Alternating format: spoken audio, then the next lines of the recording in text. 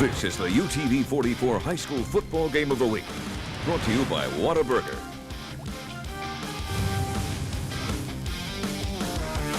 It is hot here tonight at Ivan Jones Stadium in Foley, or as Dan Brennan likes to call it, Little Fenway here in Baldwin County for a matchup between the Daphne Trojans 1-1 and the Foley Lions 2-0. Each team coming in unbeaten in region play, and Foley playing at home for the first time this season and opening up now 5 straight games here at home. Good evening from the press box here at Ivan Jones Stadium. I'm Jim Cox, my partners Dan Brennan and Vic Lockett. And Dan, when we take a look at this matchup between Daphne and Foley, of course, it's been very one-sided as of late, but it has a feel it could be a little different this year because of some things Foley has going for it. Well, I'll tell you one thing. It could not have been any closer last year as Daphne came back from a deep deficit, got it into overtime, and won the game in very unlikely fashion. But I can tell you one thing. When Daphne shows up, you're probably going to find a Pierce on the field. And you're going to find one in Miles Pierce, excellent linebacker. This is his second year as a full-time starter. He started every game last year. You can see 11 tackles so far this year. He had third most tackles on the team a year ago. And how about this about young Mr. Pierce? Like his brother before him, very strong in the classroom. He's a 4.1 student. Pretty impressive, and he wants to get into business administration, so we want to hang around him. Yeah, we'll talk more about his academic achievements later on in the broadcast as well. Vic, on the other side, they've had some good receivers come through Foley, if memory serves me correctly. They got another good one here this year. Sure, and there's DeMarcus Bingham now. He's got comparisons to Julio Jones. He wears the same jersey numbers you see there. Last week he had 2 receptions for 73 yards and a touchdown, and they're expecting him to be an impact player in this game tonight. And for Foley to be victorious, certainly he needs to contribute. Got a good-looking young quarterback going to be throwing him the football as well. I think it's going to be a little different Foley team than we've seen in years past tonight. They've had some transition on their offensive staff, so probably some wrinkles that we haven't seen in the past. Big, strong quarterback that stands in the pocket. Keep an eye on him. We'll talk more about him as the game goes on. Yep, ready for the kickoff here. It comes up next. It's Foley and Daphne tonight on our UTV 44 Game of the Week.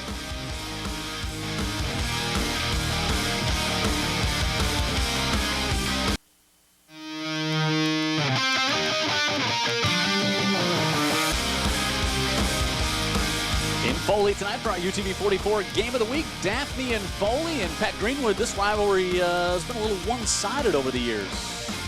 It is a rivalry because of the proximity, but Daphne has won 6 in a row. In fact, they've won 15 of the last 16. Remember, we broadcast last year's game where Daphne scored 15 points in the last 90 seconds to force overtime, and then Foley missed an extra point, and Daphne won that one 46-45. But it's interesting, there was a sign right behind the Daphne band. You can't see it now because they're covering it up, but it says 6 in a row, where you been since Julio? So it's one of those things that Julio Jones was here the last time Foley beat Daphne. Of course, he's been through Alabama and now with the Atlanta Falcons, so you can bet that the Foley Lions want to break that streak tonight. Yeah, Foley has they've found ways to lose some of these games in very strange fashion late and deep in those contests. Yeah, they have, and you're right, they've found ways to lose while we're here on TV. Yeah, we have seen... We've witnessed it. Yeah, there have been some strange games for sure. Wendell Harris back deep to receive along with Jarrett Powell. But they always put on a good show. They fight to the end, and Coach Watts and have them ready. They just don't seem to be able to close a few deals here and there. As Daphne will kick Dominic Brissolera. Will kick Daphne in the white road unis, and Wendell Harris take this one inside the 5, and he's up the right side, 25-30, in good field position to start things off for the Foley Lions, who come in 2-0. They've got wins over Robertsdale and Bryant so far this season, but this will be the toughest task they have seen so far. Clavin, Sibley, Royster, Goydres, and Daughtry up front. Got Harris and the sophomore who's going to be a quarterback in the future here, Garrett at wide receiver. Bingham that Vic talked about. We've had some Adams brothers come through here, and Isaiah Lewis, the running back, but Tyler Cameron is the quarterback. Anxious to get a good look at this young man, Dan. Cameron 6'3", about 205. He wears 18, and just watch his body movement and the way he stands in the pocket. It's almost like he's impersonating a famous 18. Give to Lewis. About the 37-yard line. Daphne defense allowing just 12.5 points a game so far this season. Hughes, Yelding, Osborne, Young, Broadus and Pierce that Dan talked about, a linebacker. Sanford there, then a secondary that's good as well. Tyrone Harris back there along with Tanner Lee, Brandon Cunningham, and Kareem Brown. This one tipped up in the air and incomplete. And Titus Sibley lost his helmet on that play. Look at the rest of the DBs there for this Daphne defense we talked about. Yep. And so third down coming up. You know, it's not a big secondary, and I think that's where they could have some trouble, especially if they're going to go man for man trying to guard Bingham. Just watch some of these Daphne coverages and how they try to handle Bingham, who outsizes that entire secondary easily. Bingham is split to the bottom of the screen. Cameron's thrown for 409 yards in the first 2 games, 29 of 46, 1 touchdown. Nary an interception yet. On 3rd and 7. Looks over the middle, and that one incomplete as he was trying to go to Volante Adams, who was covered in the backfield, covered in the secondary by Kareem Brown, and Daphne's defense will force a 3-and-out here. This young quarterback's got some talent. He's a junior. You can see the good size on him, 6'3", 205, but this is his first big test. Road win against Bryan, who's always scrappy. An easier win against Robertsdale, but big lights, big opponent. Jose Mendoza will stand at the 24. Tanner Lee is back at his own 35. Mendoza with a good kick, and Lee will fair catch this one right at the 35.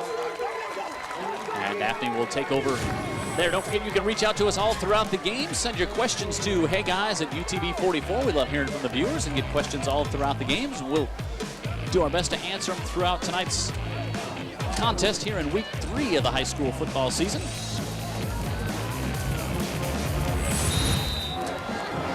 Daphne team comes out here offensively. They have opened up the season with that loss in the game we did to Spanish Fort 1917, then got the win in week 2 over Baldwin County. This one on the backfield, TJ Reed. Reed spins up the far sideline, and Reed with some speed deep into Foley territory, cuts it back and is pulled down at the 23-yard line. Yeah, at first you thought that was going to be ill-advised there. Kind of slung it to him real hard, but he was able to find the handle on it and make somebody miss and head upfield. That may be some rushing yards right there, Jim. That may have been a lateral, but Reed knows what to do with it when he gets it. He's not big, but he's shifty and he's tough and he's got some speed. 45 yards on the pickup. And after one play, Daphne's moved it all the way down to the 22. Yeah, they love those backs at Daphne with the initials TJ. Zach Morgan, yeah, that's worked out pretty well for him in the past. Zach Morgan, 16 of 28 coming into the season, 166 yards and a couple of touchdowns. And this one knocked down as pressure put on that time. Daphne will have their hands full with some of the big size of these fellas up front.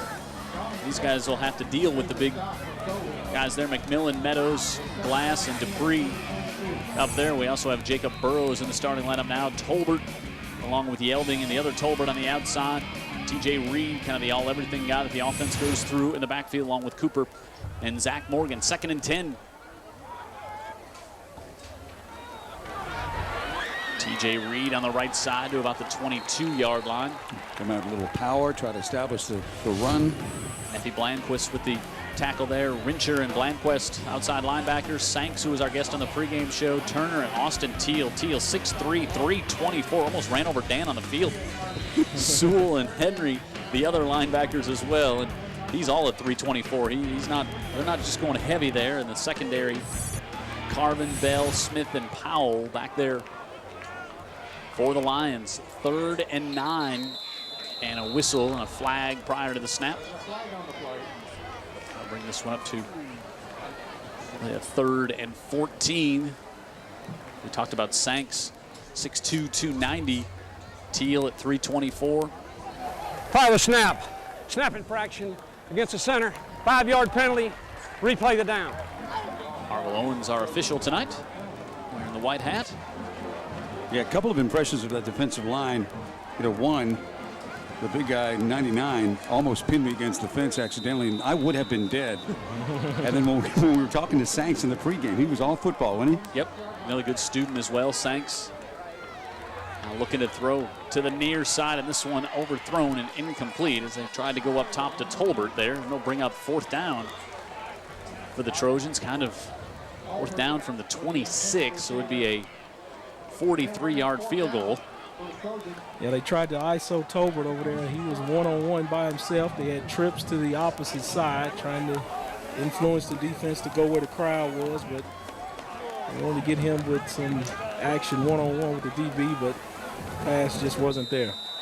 They are going to try the 43, make it officially a 44-yard field goal. Dominic Brissolera with the kick, and Brissolera has got it. And Daphne gets 3 to open things up. They lead the Lions 3-0 here at Ivan Jones Stadium in Foley, the UTV 44 game of the week.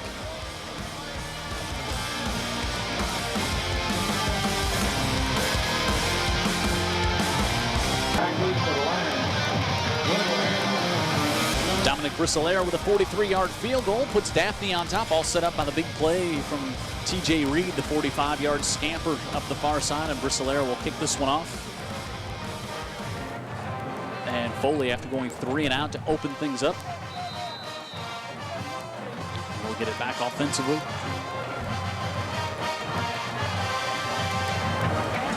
This time it's a short kick taken at the 18. Johnny Williams to the 27-yard line for the Lions. Foley, as we said, to open up the broadcast on the road first 2 weeks of the season, and so 5 straight at home now. There's no place like home. They should at least get 4 to 5. I know they're thinking in their mind, but still got to play the ball game. I don't know if they got a Waffle House at the school cafeteria here or what, but everybody fills out their pants awfully well, especially offensive and defensive lines. They have big, big guys, and always have. Now we see sophomore Braxton Garrett come in here at quarterback. And Garrett will spin this one ahead up to the 33-yard line. Garrett, 6'4", 170-pound sophomore, starts at wide receiver. And yeah, so you know he's a good enough athlete. there's that scoring summary from our friends at Encore. 5 plays, 38 yards, and went backwards after the big game. And they get the field goal from Brissolera. Garrett, also an outstanding pitcher on the Foley baseball team, led the team in strikeouts as a true freshman last year. Big arm. He is big lefty too. People are watching him for a lot of reasons. Tyler Cameron back here at quarterback. Gives it off. Isaiah Lewis push it up for a gain of a couple more and bring up 3rd and short. 47-7 in week 1 over Robertsdale. That one on the road, and then 20-12 last week, the long bus ride to Bryant. Bryant was the opener. Yep. And look at Lewis. Yeah, he's pretty stocky, isn't he? Again. No fire hydrant. 5'7", 240. My point about the scattered and smothered. He eats his veggies, doesn't he?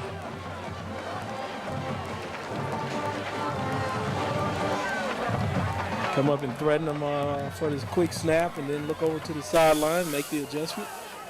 3rd and less than a yard, and Cameron will keep it. And I don't think it's going to depend on the spot. So he tried to get in there and got shoved back. That was Lorenzo Fields.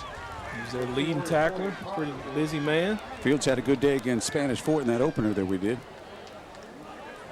Wow, he just beats his block to the spot. Did exactly as the inside linebacker should do. Coming backside, come over there and take that offside A-gap, step up in there. Football shows, tackle it.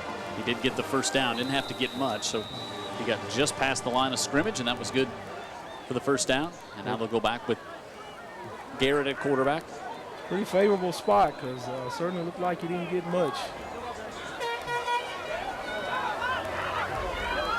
Wendell Harris comes in motion, and he comes a little too soon. Looks like they're going to probably get Kahale Yalen. Daphne made contact there. Was they going to call it on Osborne there? It's Coach Todd Watson in his 9th season here at Foley, 2007 region champs, 72-34. He's had a good run. There's Coach Stevenson. formerly of Bryan and Citronelle, now his offensive line coach. He's had a great run. Just think if he was able to split it down the middle with Daphne. Yep. He's lost 15 out of 16 to the Trojans, and they need this one tonight bad. Braxton Garrett up to midfield, and he's got a first down for Foley. Yeah, they just clean out some stuff in the middle there, and he just hits it in that A gap, picking his way through there, falling forward. Colby Royster doing a good job to open things up for him. Yeah. Kick the sticks, and he got a first down. You establish that run, obviously, then you start thinking Bingham, right? Play action and Bingham, who's one-on-one down here at the bottom. Johnny Williams, the other big sophomore wide receiver, up to the top of the screen.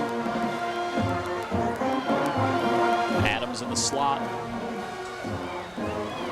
Go back to Lewis. Lewis is hit and driven back, but he'll get one. Logan Gilmore, the junior, in there with pressure for the Trojans.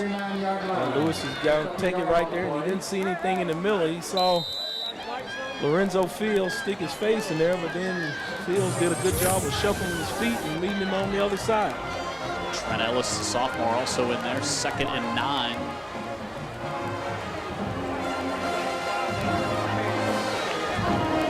Cat and mouse game begins between the offensive coordinator and the defense. Cameron trying to dump this one out of the backfield as he was looking for Lewis, and it's incomplete. 3rd and 9 coming up. Trying to set up the screen, but he was getting a little bit too much heat for his level of comfort there. It was in his face there too much, and he didn't deliver the ball, and defense was set and ready for the play anyway. Yeah, they were. I was going to say, sometimes you get the screen overthrown and you think, wow, we had him. But you know what? They didn't have him anyway. No. So it wasn't going to amount to much if it was a completion. They have not tried to go to Bingham yet.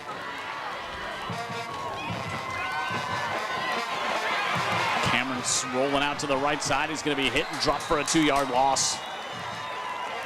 Yeah, I think that time he wanted to go to Bingham, but the pressure just wouldn't allow. As again, our guy Lorenzo Fields, I guess. He's a busy little bee. Pressure coming in from the outside as well as Keel Sanford was there to get him around the ankles to slow him up. So we'll have a heat timeout with 5:52 left and a punt coming up after that. Halfway through the first, it's 3-0 Daphne on the UTV 44 Game of the Week.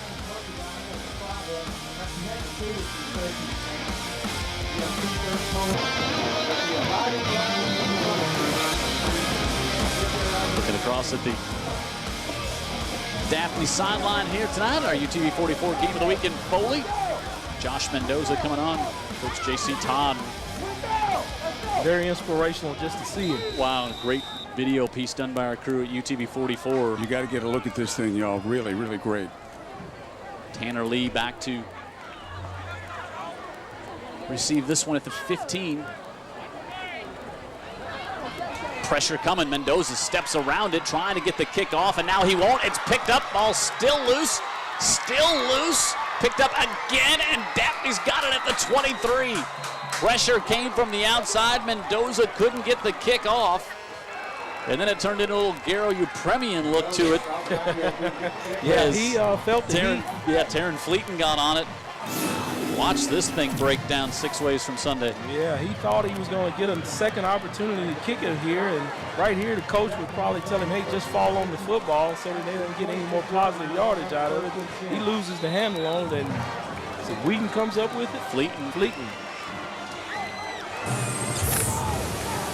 Zach Morgan. Now he's got Cameron Mitchell in behind him, and Mitchell will take this handoff on the left side. He bounces it to the outside. He'll pick up a couple. Cameron Smith in there on the tackle for the Lions. Some good games on the schedule tonight. Bryan and Blunt, Mary G and Baker, Murphy and Davidson, a big one at Ladd, and then McGill Tulin on the road at Theodore. Baldwin County at Enterprise tonight. Fairhope Dothan, Northview and Robertsdale. Flora and Faith Academy, Gulf Shores and Spanish Fort. That's a heated rivalry there. Get back to those momentarily. 2nd and 7. They come back to the near side, able to get that one complete. That's Tolbert, and Tolbert moves it down inside the 5 and for the touchdown Trojans. That was all Tolbert there. I don't know that he got any assists from his teammates there, but excellent play design too. That's kind of flick that thing out there with cross action going on both sides of the field. Confused me up here in the press box. They do a lot of things to confuse the defense, and with the last thing they do, it's not really confusing. They get it in the hand of speed. Yeah, and they got hands of speed. They got talent, and that's how they get it in the end zone so often. Waylon Tolbert, his second touchdown of the young season. And the extra point is good, and so Daphne takes advantage of the 4 punt attempts and they march it down, and they're on top by a score of 10-0.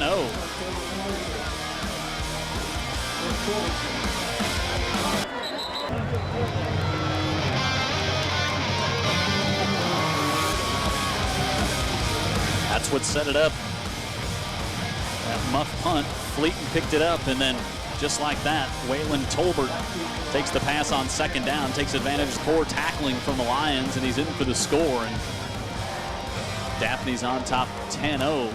5 minutes to go in the opening quarter here. A year ago, we did the game in Daphne, and it was Foley that got off to the quick start. Yep. Wendell Harris watches this one bounce out of bounds. So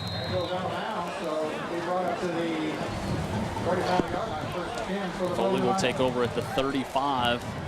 They got to get a little something going on offense here. Get a couple of first downs. I think the big problem trying to get something going is that Daphne, Vic Lockett is winning at the point of attack right now. They're not really able to establish much at the line of scrimmage. No, not much. You know, they're getting the first down here and there, but just not sustaining the drive and not gotten past their own 40. So they've got to get down in their territory and take the ball on into the end zone. I know they need to respond to this 10-zip onslaught that they're receiving at the moment. Cameron in here, quarterback.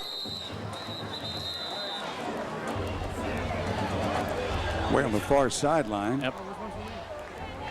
They have somebody starting early or play clock. No, clock was good. I think Braxton Garrett may have been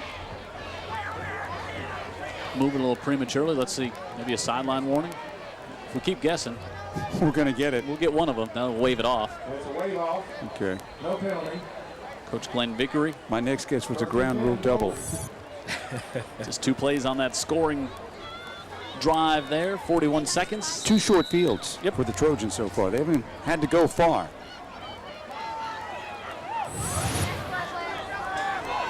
Cameron throws this one in double coverage, looking for Bingham, and Bingham able to make the catch at the 31. Yeah, we talked about it at the top of the broadcast. For this Foley line team to be in contention of this game, he's got to be a part of it, and he just does what you should. When you got a big, tall, solid receiver, throw it up there and let him find the football. He got 1 foot in for certain. He went up and put it in the only place it was going to be grabbed was by his guy there on the far sidelines. Yeah, good throw. Yeah, far and out to the left. 8th catch of the season for Bingham. You got a good look at him, 6'2", 205.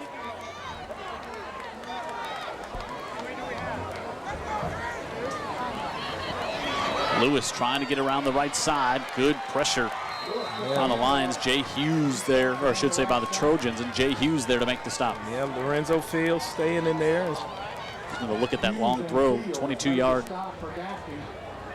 reception here. 1 foot in. And again, you know, I don't know that you want to go wide with Lewis. You know, he's really more of a banger inside. They're just not getting any blocks inside. So they try something different, try to get the big back to the corner, and he just can't get there. This Daphne speed on both sides of the ball seems to be an advantage over Foley either way. Loss of a couple on the play. Cameron looks, fires on the far side off the hands of Adams and intercepted on his back. Picked off on his back by Kareem Brown. Yeah, Kareem playing the tip drill in the bed. I mean, I've never seen that one. But good concentration by that young man to see the football in the air, and he just sticks his paw up there and pats it to himself. And hey, I'm down right here, and I put my offense back on the field. Goes off Volante Adams' hands. Right there. Outstanding play. Just good concentration. Any question of his ball skills, Dan? None at all if you can do it from your backside. Devontae Young, 28, came in and he put up just enough pressure to get that ball thrown errantly. Morgan looking over the middle of the field, and that one is dropped as he tried to go to Maurice Tolbert. Pat Greenwood. Listening in on the Foley defensive coaches in that last series, they said, look, adversity is part of the game, guys. Calm down, we're okay. But he said, hats off to Daphne, that last play that, you know, they earned it, but we've got to learn how to face adversity and overcome adversity. And with that last interception, they're going to be tested again. 2nd and 10 after the drop by Tolbert. On the keeper, Zach Morgan. Morgan delivered a hit at the 25 out to about the 27-yard line. He's going to be close to the first down. Yeah, by design, that was a run all the way, huh? It was, and we saw Morgan do a lot of that in the second half against Spanish Fort and do it successfully. He's not a burner. He's just kind of a gamer, you know? But, yeah, that was quarterback. That was his run the whole way. And there was a single safety right there, and they ended up meeting just enough for the first down.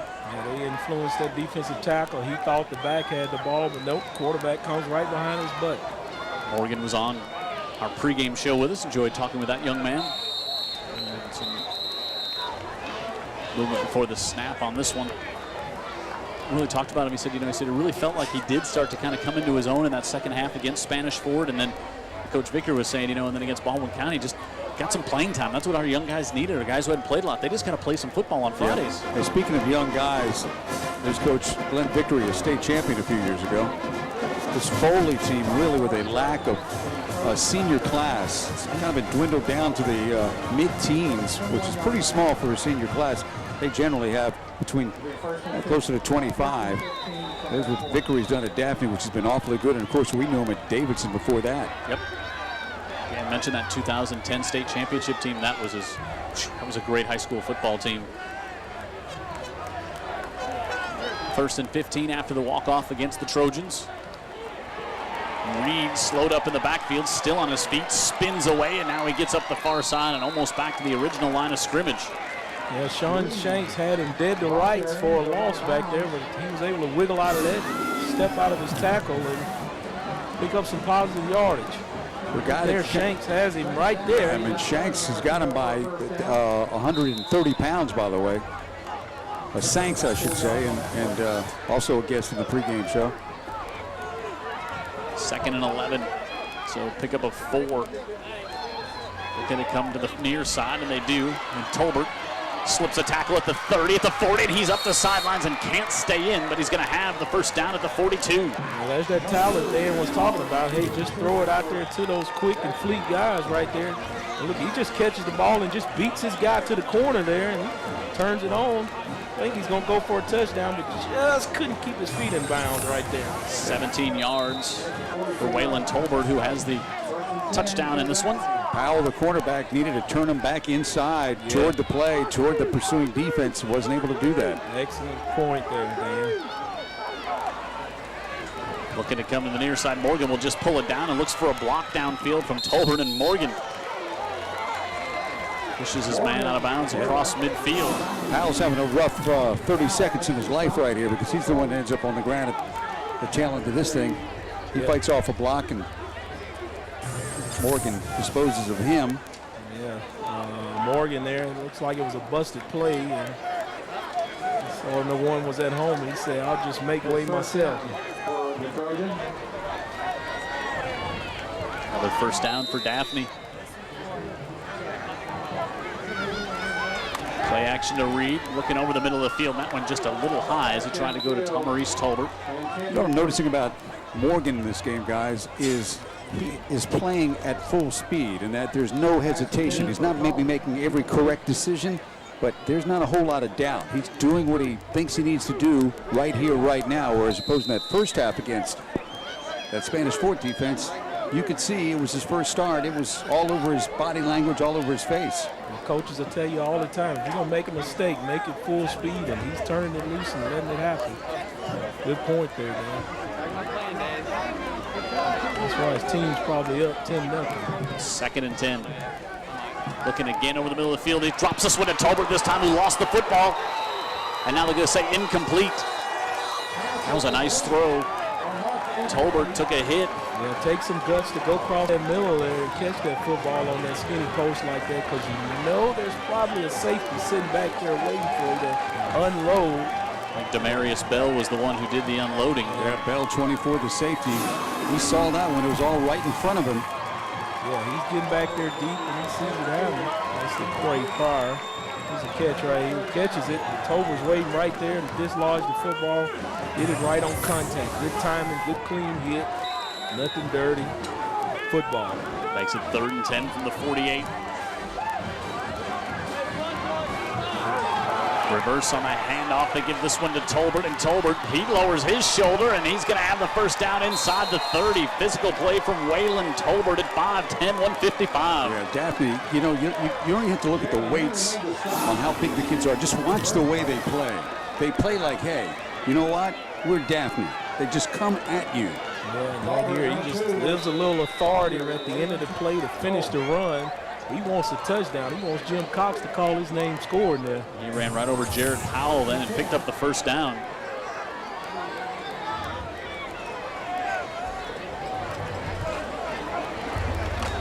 Morgan again looking to pass. Looking for Purdue on the far side, and that one nearly intercepted as they bring in Brandolin Purdue, the speedster. Yeah, I thought I saw some illegal contact down the field on that, but the refs don't agree with me and didn't make the call. You gotta hang on to Powell, or I should say to Purdue, because of his speed, and he thought he got pushed trying to make his break. And you have all the speed on Daphne, the coaches will tell you. And then we got one guy that's really fast, and it's number 1, Purdue. He's just a sophomore. 4 wide receivers. He split Will Cooper, the H-back, out wide to the near side. Reed in behind Morgan. Play clock. I think Daphne took a timeout. Play clock was down to 1. I think they got it in. Indeed, they did. And the coach is imploring them to go ahead and hurry up and run the play, but Zach Morgan was busy back there contemplating what he's going to do and what call he's going to run with. Tell you about one of our watchers tonight, Willis Wilcox, watching the game, says big games across the board tonight. Was unable to get out, so I'll get my high school football fix via Jim, Dan, and Vic on UTV 44. Very nice. Well, I'm happy he invited us into his living room. Hope you got some popcorn for me, because Jim knows I like to eat when I show up. You can follow us on Facebook, search the UTV 44 High School Football Game of the Week, and we got some early scores in here as well. McGill leads Theodore 6-0, Baker 7-0.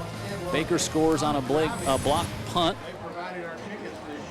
Appreciate those scores coming into us as well. There's also an email about the recreational fall snapper season, but I think that's a different email that I'm getting up. That's probably not what we're here to talk about. Well, we don't, Jim. It's tough to get you off that yacht. We get to do it 15 times a year, and other than that, you're out there fishing and chasing those things in the sea. That's right.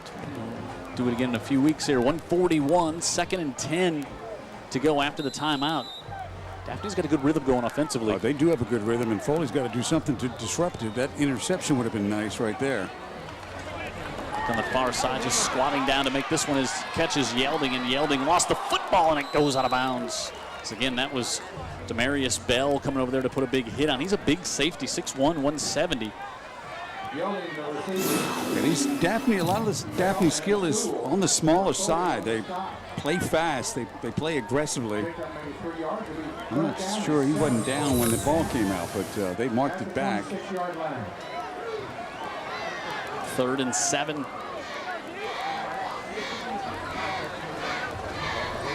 Zach Morgan, you look at him and you just say he's a gamer. He is a gamer. No doubt, and he's becoming more of a gamer with each game. Looking to set up the screen. Get that one to the far side. That's Purdue. Purdue makes a move, and he's got the first down for the Trojans, and he's got 6 as well. Yeah, they got those big linemen in front of him, and he just kind of bobbed and weaved between the trees, and he came to a clearing, Jim, and touchdown. 27 yards. Brandolin Purdue makes a nice move here to cut it back to the inside. Yeah, take a look here. He slings it out to him. There's all those linemen in front of him making some way, and he just makes a couple of moves among the trees there. And there's the clear, and he's looking for home free for a touchdown. So we talked about coming into it, speed versus size, and speed is prevailing easily so far. As we get ready We got an injured player over on the Daphne sideline. Let's go down to Pat Greenwood. Pat Greenwood. Thanks, guys. It's Demarius Bell. He was the one that was trying to make the defensive play there. It looks like they're just stretching his leg out, maybe a cramp. Hopefully that's all it is. But that's the holdup here as we get ready for the extra point. Brian Poe, the trainer over there. His wife, Dr. Stephanie Poe, watching the game on UTV 44 tonight. Sent us a text and she was enjoying the game this evening as Bell hobbles across the field. Yeah, prayerfully that's just a cramp, and he's A-OK. He can go over and get some Powerade and stretch it out a little bit more and get back in the game and see if he can help his teammates out and get back in his football game. Yeah, they don't need men down right now. They need some guys stepping up, especially on defense. Morgan will hold, and Brissolera will look to make it 17-0. That one's blocked. It's like Saints again. He got good push up the middle there and just burst through there like a cannon and blocked that extra point. Good job by Sean Saints there. I heard the big thud of the block as well. And so then the second thud was Saints hitting the ground at 6'2", 290. So it's 16-0.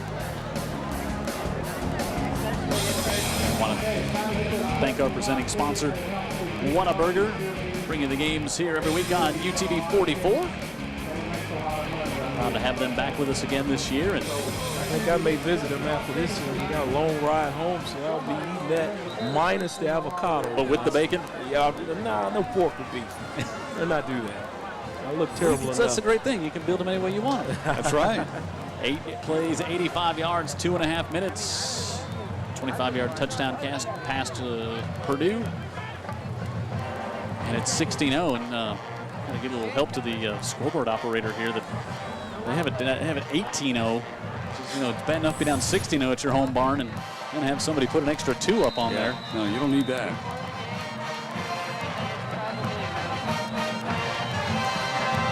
Solera pooch kicks this one, and a fair catch called for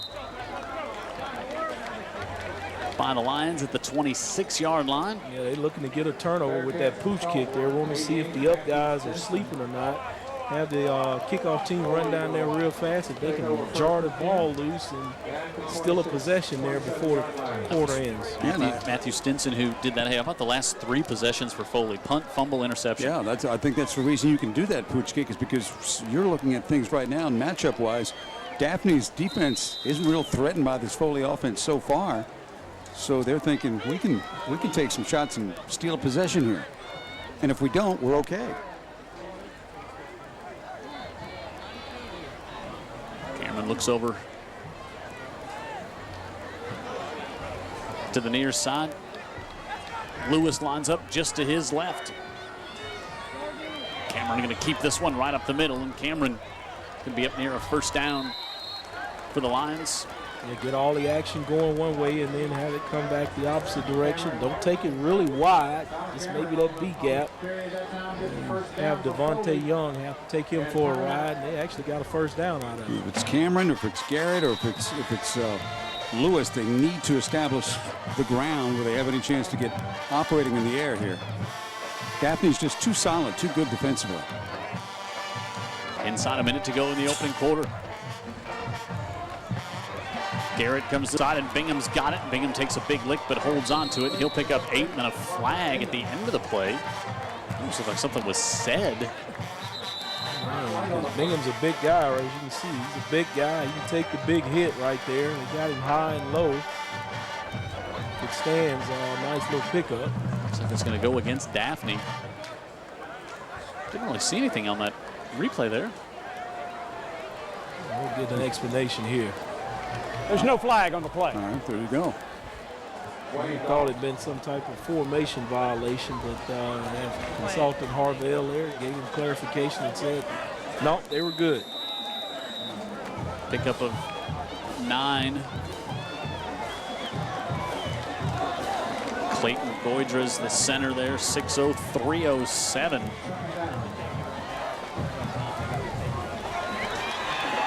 Cameron looking to air this one out on the right side, overthrows his intended receivers. He was trying to get to the sophomore Johnny Williams, but you can kind of see the arm that he's playing with there. He's got the arm, but also Williams was well defended. Again, Daphne not tricked. Very fundamental on defense with a lot of guys that can run and hit. Yeah, give credit to Tanner Lee, the safety. He was just lurking back there, and Johnny wasn't really making a whole lot of effort to go until the football was thrown in his direction. And they're going to bring some heat this time. And Lorenzo Fields sticking his nose up there in the line of scrimmage. 3rd and 2. Maybe just sugaring it back. And he consults with Miles Pierce there, what kind of stunt they're going to run. Cameron going to keep it, and he's got the first down into Daphne territory. They're definitely keying on Lewis, so they'll run Cameron as long as they can. Well, right there, they had both those backers up there in those C gaps there, so it made it a pretty easy task for the guard and center there just to turn out on their man. It created some space in the middle, and they'll gladly take it there. Tyler picks up the first down. Inside 10 seconds. In the opening quarter, Cameron with pressure around him fires that one off the hands of Volante Adams again. Great pass there. That should have been caught anytime it touches your hand, especially 2 hands on the football, and they expect you to catch the football. You're watching high school here, but this looks more like a college or pro pass with the speed on that one. A little mustard on it. He's trying to get it in there quick before the defender gets wrapped up on it. It's 2 that have gone off the hands of Adams tonight. One resulted in an interception.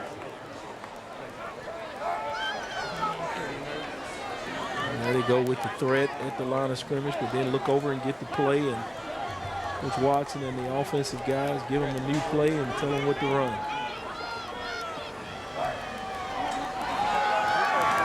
Cameron scrambles out to the right side, tried to come back to Lewis, and that's incomplete, and that will end the opening quarter. 16-0 is the score. Daphne on top of the home team, the Foley Lions, in our UTV 44 Game of the Week.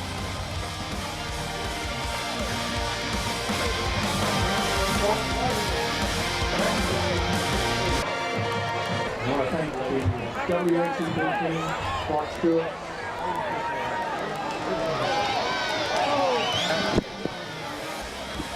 Jim Cox, Dan Brennan, Vic Lockett, Pat Greenwood on the sidelines, Jared Kihas in the truck. UTV 44 Game of the Week here in Foley tonight. It's been all Daphne thus far. 16-0, 3rd and 10 for the Lions. Cameron steps up, fires one to the near side over the head of Adams, and incomplete. Yeah, I could tell Adams was getting the football there. He was just about a half a hair of a second quick off the football, and he was anxious to get out there and get in his route and maybe haul it in, but he wasn't able to do it there. Pass wasn't directly on the lane. I think Jay Hughes was the defender. It's always somebody on Daphne that harasses Cameron just enough to throw him off a hair, and that's enough to make it an incomplete pass. Yeah. The thing, you want to get these quarterbacks off their spots. Mendoza with a good high kick. And fair caught back at the 10. Listen to the broadcast even if you're at the game. Back in 1961, the Foley Lions went undefeated, and they also only gave up 1 score all season. 6 points all year. 2 field goals or a touchdown? Back in 61, Vic, I'm going to say it was a touchdown and a missed extra point. So who scored against him back in 1961? We're looking for the individual? No, just what team? What team? What team? What team was the only one to blemish that record for that great Foley Lions team back in 61? Think of how many of the teams that we cover now were not even in existence in 1961, including the Daphne Trojans. This one was kind of, as they give it on the end around again. That's coming back. When you're grabbing shirt on the outside, last guy, you're going to get caught. Yeah, the crowd imploring the ref to throw the flag, and Harvell himself saw that one, so There's a flag on threw it. Back it back up to the 5. Pat Greenwood. Yeah, they got Taylor Dupuis as you come around that left end, and it was one of those things, like you said, the last guy on there, you see a little bit of a jersey tug, and they're going to get you every time. There is the holding. Not a big dominating Daphne line like we've seen sometimes in the past. Not big backs like we've seen sometimes in the past, but what they have works well together. A cohesive line, even though they lost a couple of their starters. They still well coached, work well together, and again, all that talent to get the ball to.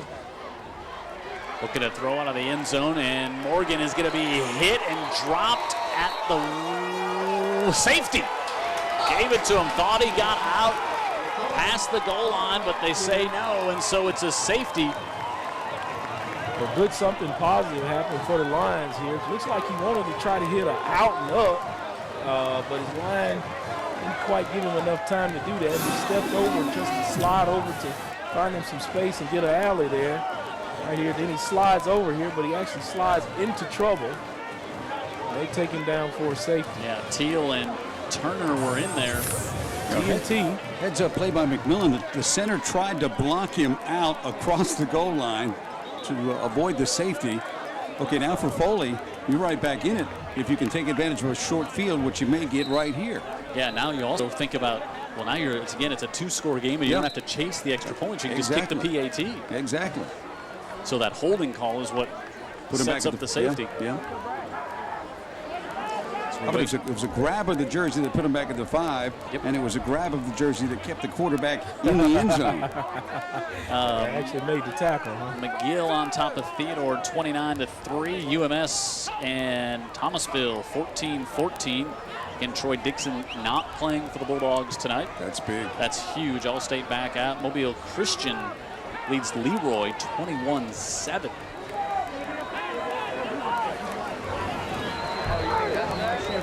We'll have Josh Barella, the punter, free kick this one away. This one will bound at the 40 and goes away from Powell, and Powell will fall on it at the 37-yard line. Yeah, now that is almost unexcusable on the free kick there. Not to just field the ball in the game of play.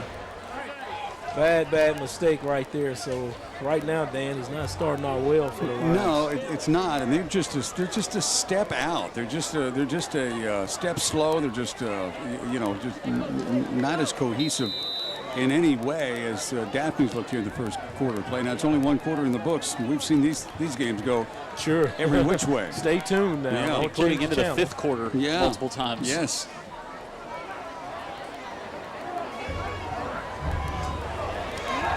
Cameron again looking to throw on the far sideline, and that's good coverage down there. Is trying to go to Bingham, but again, good coverage by the Trojans. Yeah, Bingham break off his round. Yeah, a little bit of miscommunication there.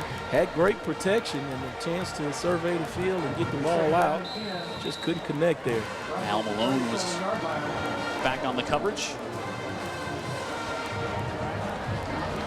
Foley really not pounding it much with Lewis through the air here. Yeah, they've got those big receivers and they're behind in the score here. They say, hey, let's get in the game and get them involved. Tyler Cameron scrambles out, fires this one, trying to get it to Harris, and that one incomplete. And again, it's more pressure. Danny he's not staying clean back there, that's for sure. No, he's not in Cameron. As most quarterbacks, you can just drop that efficiency rating of number of points when he's on the move. That time coming to his right, but still wasn't able to avoid short arming it.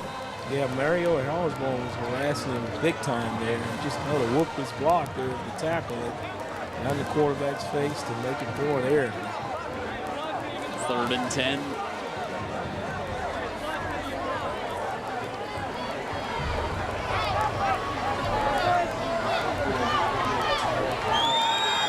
Tyler over the middle, able to get that one complete. Bingham's got the first down inside the 40. He's brought down at the 38. Big boy Bingham there, 6'2", 205, sitting there across the middle there, waiting on the football to come. He's not afraid to go up and catch it there amongst all those defenders, and he turns upfield to try to get some extra yards. Yeah, to me, that's a great place to run Bingham. I mean, he's so big. 25 yards on the pickup. And easy for the quarterback to find in the middle there. Exactly. Lewis bowling balls ahead.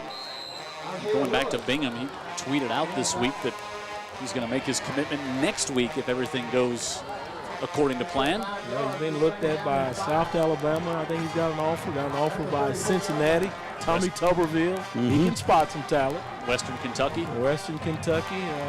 Is that Bobby Petrino?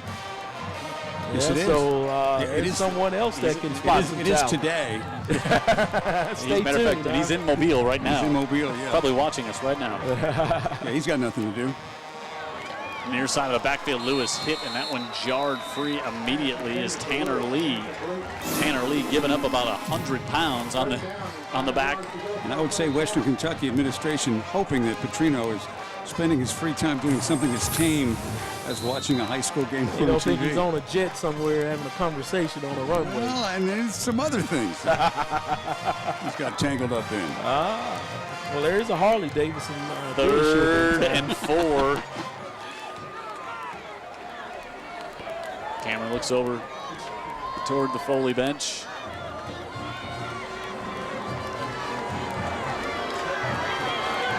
Cameron with pressure again, hit and dropped. Looks like Fields. Lewis again, or I'm sorry, Fields. Yeah. It's got to be something quick. It's 3rd and 4, and you know that Daphne is bringing it. Every time it's been a passing situation, Vic, they brought some pressure, and they've always won. They've gotten there. And again, it happens. Yeah, Lorenzo Fields, he and Pierce there, they're playing their games up front there. And Fields, good-looking player. When I was down on the field before the game, he's the leading tackler for him. I wanted to get a look at him. Good-looking linebacker there. Good size, looks like he can run. And he's showing tonight why he's the leading tackler for the Trojans. Tanner Lee will stand back at the 12, and I'm not sure Foley's going to get this one off. See again? Yeah, I see what you're saying now, Dan. I mean, either they get the protection and the receiver doesn't catch it, or the protection's not there and the receiver's open. Or they get a kick that should put them in good field position, and it gets to the ground before it gets caught. Sure. It's just one thing after another after another.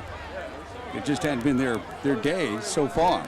Yeah, those minor things end up being major things in the football game that hurts your football team. When you're playing Daphne especially. Sure, and you can't afford to do that against another good team from right across town.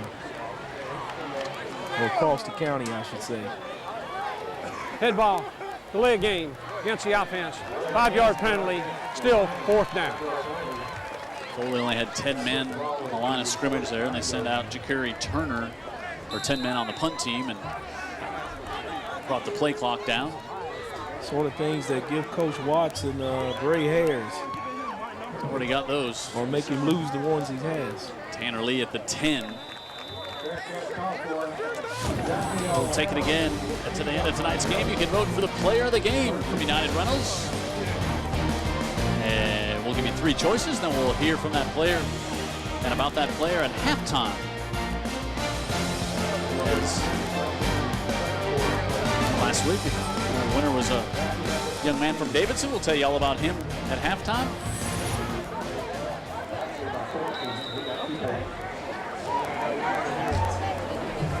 Zach Morgan gives it off to Lee. You know, we've seen Morgan take all the snaps. Remember to Reed, I should say. Remember last or 2 weeks ago, we saw Reed with a lot of direct snaps in the Wildcat. Yeah, and he can do it too. He can do that drop step and then counter, and a night like tonight, he can gain a lot of yards with that because this Daphne team is just simply a lot speedier than Foley. No gain for Reed. And not much success going straight at him.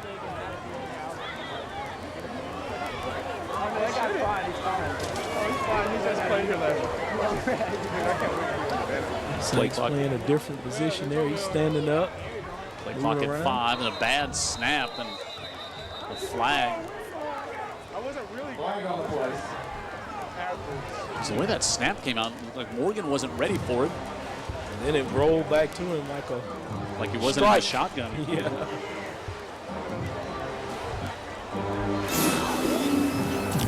Take a look at it here. Yeah, just snapped it low there. Free snap, dead. yeah, free snap infraction against the Lions. Maybe someone jumped over his outside or something. Well, I thought maybe he touched the ball. Maybe that was a 15-yard penalty. We didn't hear it there because the way that snap came out, it was on, and so that's a 15-yard walk-off. They keep making my point for me, don't they? Sure. Miscue after miscue. I mean, you just don't have to do that.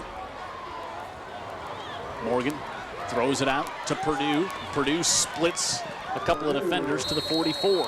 Yeah, he didn't want to make a decision there so quickly. He had 2 or 3 options there, and he's like, which one do I do? And he says, hey, like the trainer told Rocky, just punch the one in the middle. Well, Purdue likes to see that green grass, Vic, because he knows once he sees it, there's not many people on this field that can challenge him. Sure. A couple of sophomores matching up at the bottom of the screen that we'll see a lot of in the next few years. Powell and Purdue give ahead, and it's going to be good for a Daphne first down. After he makes the first down, my guy, again, Sean Sanks in there to make the tackle. He's just making it too far down the field. This man needs to establish that line of scrimmage right here and say, hey, you're not going past me. Another score to report to you. Baker leads Mary G 13-0. They're at the 37-yard line. Well, Daphne's had the ball a bunch in this first half. Morgan with time. Now he's looking for Purdue, and it was just behind him. Good coverage there from Powell, but if that one hits Purdue in stride, he's gone. You know, when you got a guy like Purdue, you just have to figure, game plan it in a few times during the game. We're going to take a shot, and that's what they've done right here, and more to come, I'm sure. Yeah, trying to get it to their speedy guy. Know he's going to usually win the one-on-one battles there, and the ball just thrown behind him rather than inside of him. 2nd and 10 for the Trojans. Each of these teams 1-0 in region play. Morgan quickly to the other side this time. Tolbert able to pull it down, then lost the football. Sanks was in there. The Lions say they haven't, and so do the officials. And Sean Sanks at the bottom of the pile. Something positive here happens for the Lions. Again, let's make sure that they capitalize on it once they get the turnover. And Nephi Blandquist, he was coming off the field and appeared to get injured in the celebration here. Tolbert did a good job climbing the ladder to get the football, but then it was a good job by the defender to strip the ball out. Is it Blanquist? Yeah, Blanquist was the one who knocked it out. You know, kids are just coached these days to go after that football, man. I imagine these receivers and backs spend a lot of time just practicing holding on to the football because defenders now are just attacking it. I think reckless abandon. Lewis is about to hold on to it here. I'd be surprised if they didn't just hand it to 22 and see what they can get. Yeah, again, I think they may have took too long trying to decide to give it to Lewis. Yeah, they did the play off. Punt, fumble, interception, punt, punt. Delay game against the offense. Well, that time, guys, I ain't so sure if it's on the field or on the sideline there, but that play, I guess they hurry up and reset the clock. Yeah. There was plenty of time to get a play off. Absolutely. And, the point is it was on Foley. Sure, yeah, let's just go with that, huh? Again. A positive, then a negative, a positive, then a negative, a positive, then a negative, 2 negatives. Tyler Cameron fires this one incomplete, looking for Bingham, and that one was short. Yeah, and for an example, now I don't know if they were going to do it, but the 1st and 10 run, I was presuming they were going to try to establish with Lewis. Now you're 1st and 15, you're thinking, well, I don't think we can run that play now. Yes, we're 1st and 15, and we're 16-2. Yeah. Let's try to get back in this game before the halfway point of the second quarter. Yeah, I think it changed that play call right there. Cameron just 3 of 15 so far here tonight. They give it off to Lewis, and Lewis has stood up at the 41-yard line. Yeah, he runs into our guy again there, Lorenzo Fields, the leading tackler. I don't mind sticking his face in there. He does not. Fields has been outstanding, Good-looking guy there. He plays that position the way he's supposed to. Good size, skinny ankles. There he can run to the football. Second, make it second and should be 3rd and about 12. Yep, it's 3rd. Yep.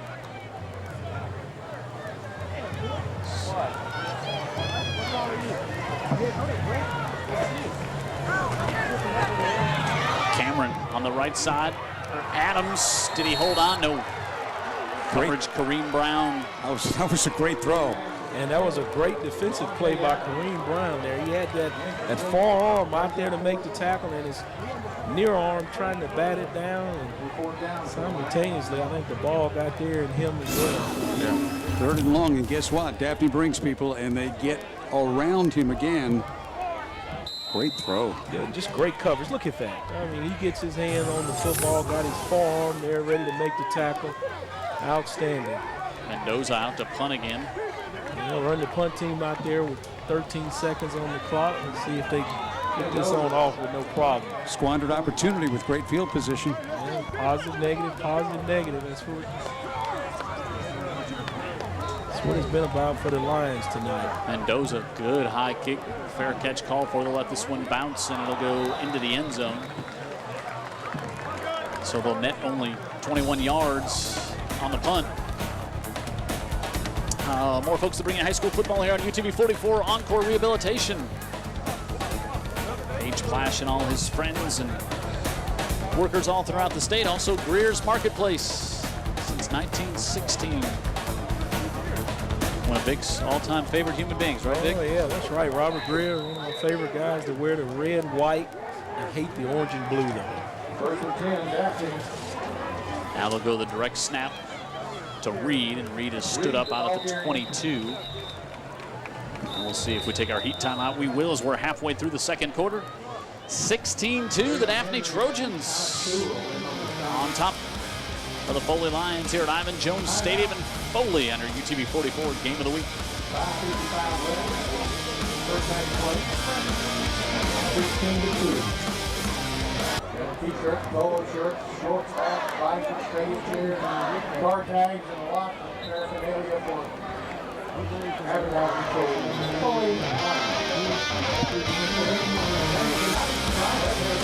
See our score there as we're back here in Foley. Let's get an injury report from Pat Greenwood. Pat. All right, thanks a lot, guys. Blankquest is on the table right now. They're looking at his right ankle. He's got his shoe off. He's got some ice on it. So still on the table now. My guess is questionable at best for his return. Well, let's pray this young man's A-OK and they can do something here immediately and get him back into football and let him compete. 2nd and 8. Morgan hit and dropped back at the 11. Good pressure coming from the inside as that was Sean Sanks. And blew that one up while being Sanks has been a busy man pressured tonight, himself. playing really hard, trying to help his defense out. And right here, they get a positive play here by getting a sack. And Sanks knocked about 3 or 4 people down that plane just trying to get to the quarterback. Powerful kid inside. Good-looking guy there, 6'2", 290 senior. 3rd and about 17 here.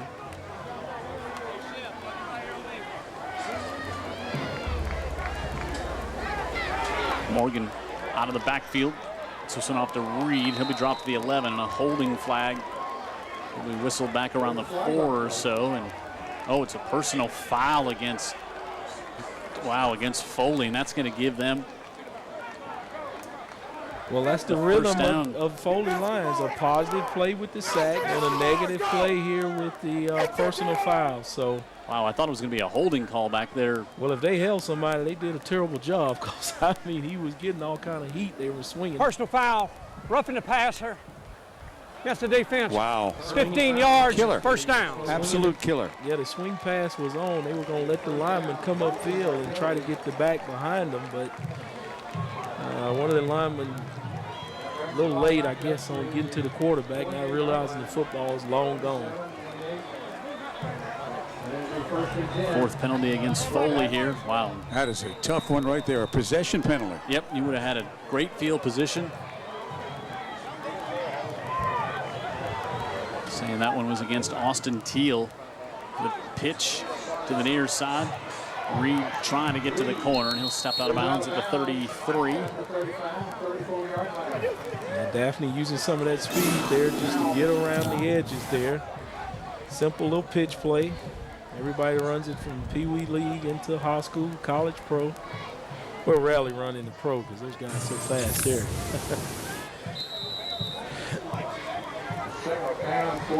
Pickup of 6 on first down for the Trojans. Morgan, little option play, pitches it back to Reed on the right side. Reed cuts it to the inside, and he's going to get up near the sticks again. It looked like that one was going to be shut down, but Reed get it back up, and he's going to have enough for. He's going to be close to the first down. Yeah, again, they're using that speed. Maybe they're thinking now by Coach Vickery is get those big linemen running a little bit, edge to edge, and get them a little tired, and then come back and then try to punch them in their mouth. I think they're going to measure to see if he got him. He's very close. And I think our guy, Big Sean Sanks there, he's trying to get a breather there from running side to side. Nathaniel Escobar will come in and replace him. Give him a breather here before the half. And then they send him back. I guess he said a referee timeout was enough to get me a break. Well, they had him running the whole time. He ran off, he ran on. That's a pretty poor break. First down. Coaches are ruthless, Jim. Dan. They condition you between plays. Yeah. Saw that. Sanks back in there. Didn't look like he got much gas, though. 1st and 10 from the 38. Quick give to Tolbert. Waylon Tolbert trying to get the edge, and he does. Waylon Tolbert up the near side. Needs a block. Cuts it all the way back to the far side. Makes another move at the 10. He's in and down at the 1. Wow. There again, just making them run side to side, trying to wear him out there. But good effort by the Foley Lions to keep him out of the end zone there. The blocking was there on the jet sweep, and then you had people blocked, and you also had a safety. I think it was Bell, just took a really poor angle. Not sizing up the speed of Tolbert. 61 yards here for Tolbert. Needed 62 to hit pay dirt. And he cuts it back in here. I thought he should kept going just to outrun that last defender there. Powell there chases him down. And now straight up the middle, Morgan goes in for the score. And this one is becoming a blowout. How big was the roughing penalty now? Sure, and you could have knocked Foley's defense over with a feather there. They were just so exhausted there from the big run and the 2 pitches outside, had them going sideline to sideline. So then you just come right up the middle with little or no effort there. Morgan with the keeper, and then Brissolera, the PAT. And this one now 23-2 in favor of the Daphne Trojans on the UTV 44 game of the week. Waylon Tolbert with a 61-yard scamper here.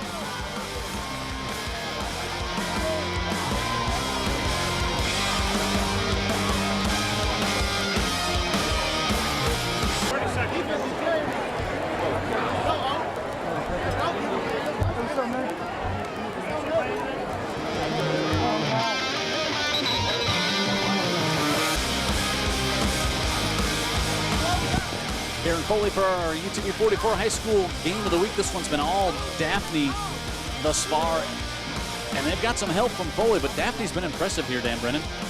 They've just been, I would say, a step quicker, but it's probably been more like 2 or 3 because they've got the speed on the outside. They can really make plays, and the elusiveness of the athletes on Daphne, and they can take a simple play and make it big. On the other hand, offensively, Foley can't get out of their own way, and they're dropping passes. They're pre-snap penalties. Yeah, pre-snap penalties. Yeah, that's what I wanted to bring up. Not only has it been a step, they're physically getting whooped, they're making the mental mistakes to whoop themselves. Yeah. And they get a big stop, and instead it's a roughing the quarterback, and look how Daphne took advantage of that in the last 4 minutes of the half. Exactly what good teams do. Yeah. They make you pay. They're the more that athletic team that's got, and another thing about Daphne that you notice, there really is a swagger about them. They've got that calm confidence. They really do. They've had Foley's number for so long. I mean, 17-6 all time since they started playing this game. 15 in the last 16. I don't know what Todd's got on that sheet of paper that can dig him out of trouble here. I thought we might see the younger guy at quarterback, and looks like we're going to see Braxton Garrett now, number 12. So is that? Oh, it's still with Cameron. Still Cameron. Cameron will keep it. Ooh, he takes a big lick there on the right side. Yeah, Lorenzo Fields got him by the waist there, and then one of Lorenzo's compadres come in there and stick the helmet in the face. Losing at the line of scrimmage, never able to establish any kind of a run. There's your recipe for disaster if you don't have great athletes on the outside. And here's the finishing touches there. 6 plays, 80 yards, 2.5 minutes. And again, that should have resulted in a punt. Had him stopped, roughing the passer call after a 3rd down stop. Tyler Cameron keeps this one, and he'll lunge across the 40. He's going to have a 1st down for Foley. Yeah, just making his way there through the garbage and the trash there. All kind of bodies flying around him. Pad's still popping a little bit, but like we say, you know, the mental errors and the miscues for Foley just keeping Daphne well in advance of him. 42-yard line. 1st and 10, Foley. Inside 3 minutes here.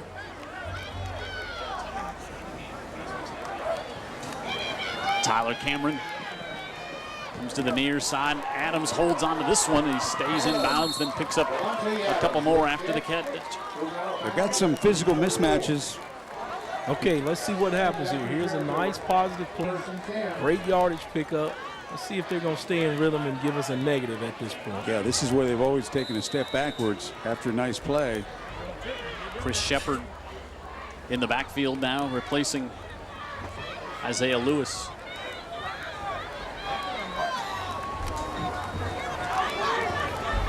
And Shepard will take this one to the 40. All right, 2 good positive plays back to back. Let's see if they can string it along now, string together some positive plays, and the game's still well in hand. I mean, we're not even at the half, and they still went involved in the game. It's not away from them, so it's not too late for them to shake all of those miscues out and get something positive going here and get back in the football game. Cameron looking for the sophomore, and that one overthrown into double coverage and incomplete. Yeah, I don't know if that was the personnel they wanted in there for that particular play, but nevertheless, that is what they're going with. Seems like they would have got one of those big, tall receivers running that post route, that go route, and throw it up there and let them make a play. That's some things that kind of go unnoticed in football games is down in distance and personnel in the game to run the play that you want. It's a real important element of football. 3rd and 6, 4 of 18 tonight for Cameron.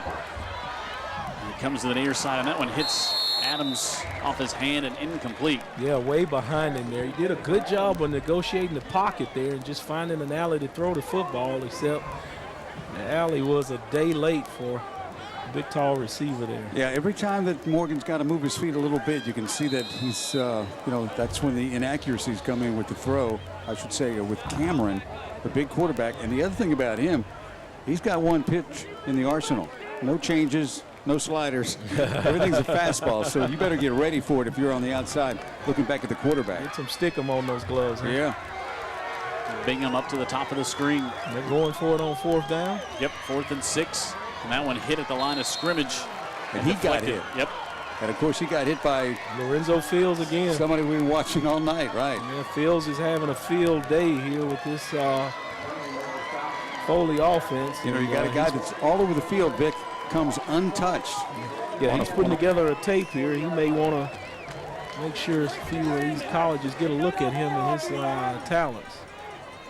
Daphne now leading by 21, and they get good field position here at their own 40. A little time to pat their score here. Morgan on the draw. And that one closed down. Nowhere to go. Alex Sewell there to make the stop. You know, considering the time, the Tolbert, wow.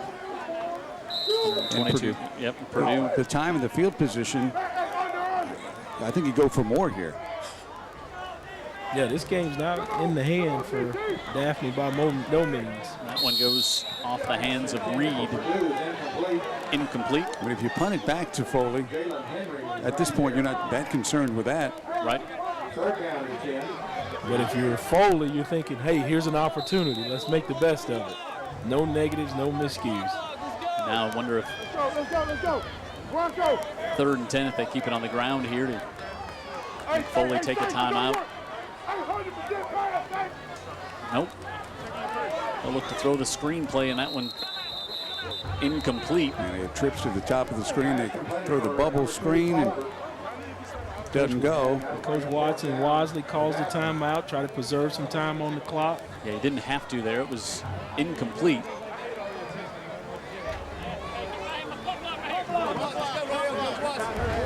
Looks like they're going to punt the ball, and Foley will get a chance to do something with it here right before the half. You heard Coach Watson say put the punt block team in there. Yeah.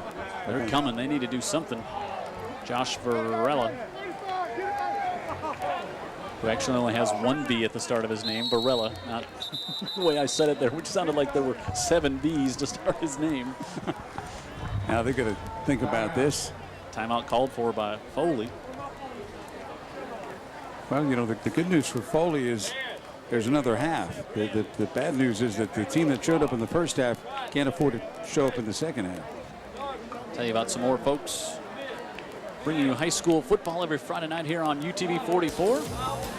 Also delivering us T-shirts, loading up the crew with C-Spire T-shirts here tonight. Yeah, they told me there were 2 up here, and I asked, were I'm supposed to sew them together so they'll fit me? Yeah, I was going to say, what, like you thinking Brennan and I stole one? What are we going to do with one of your shirts?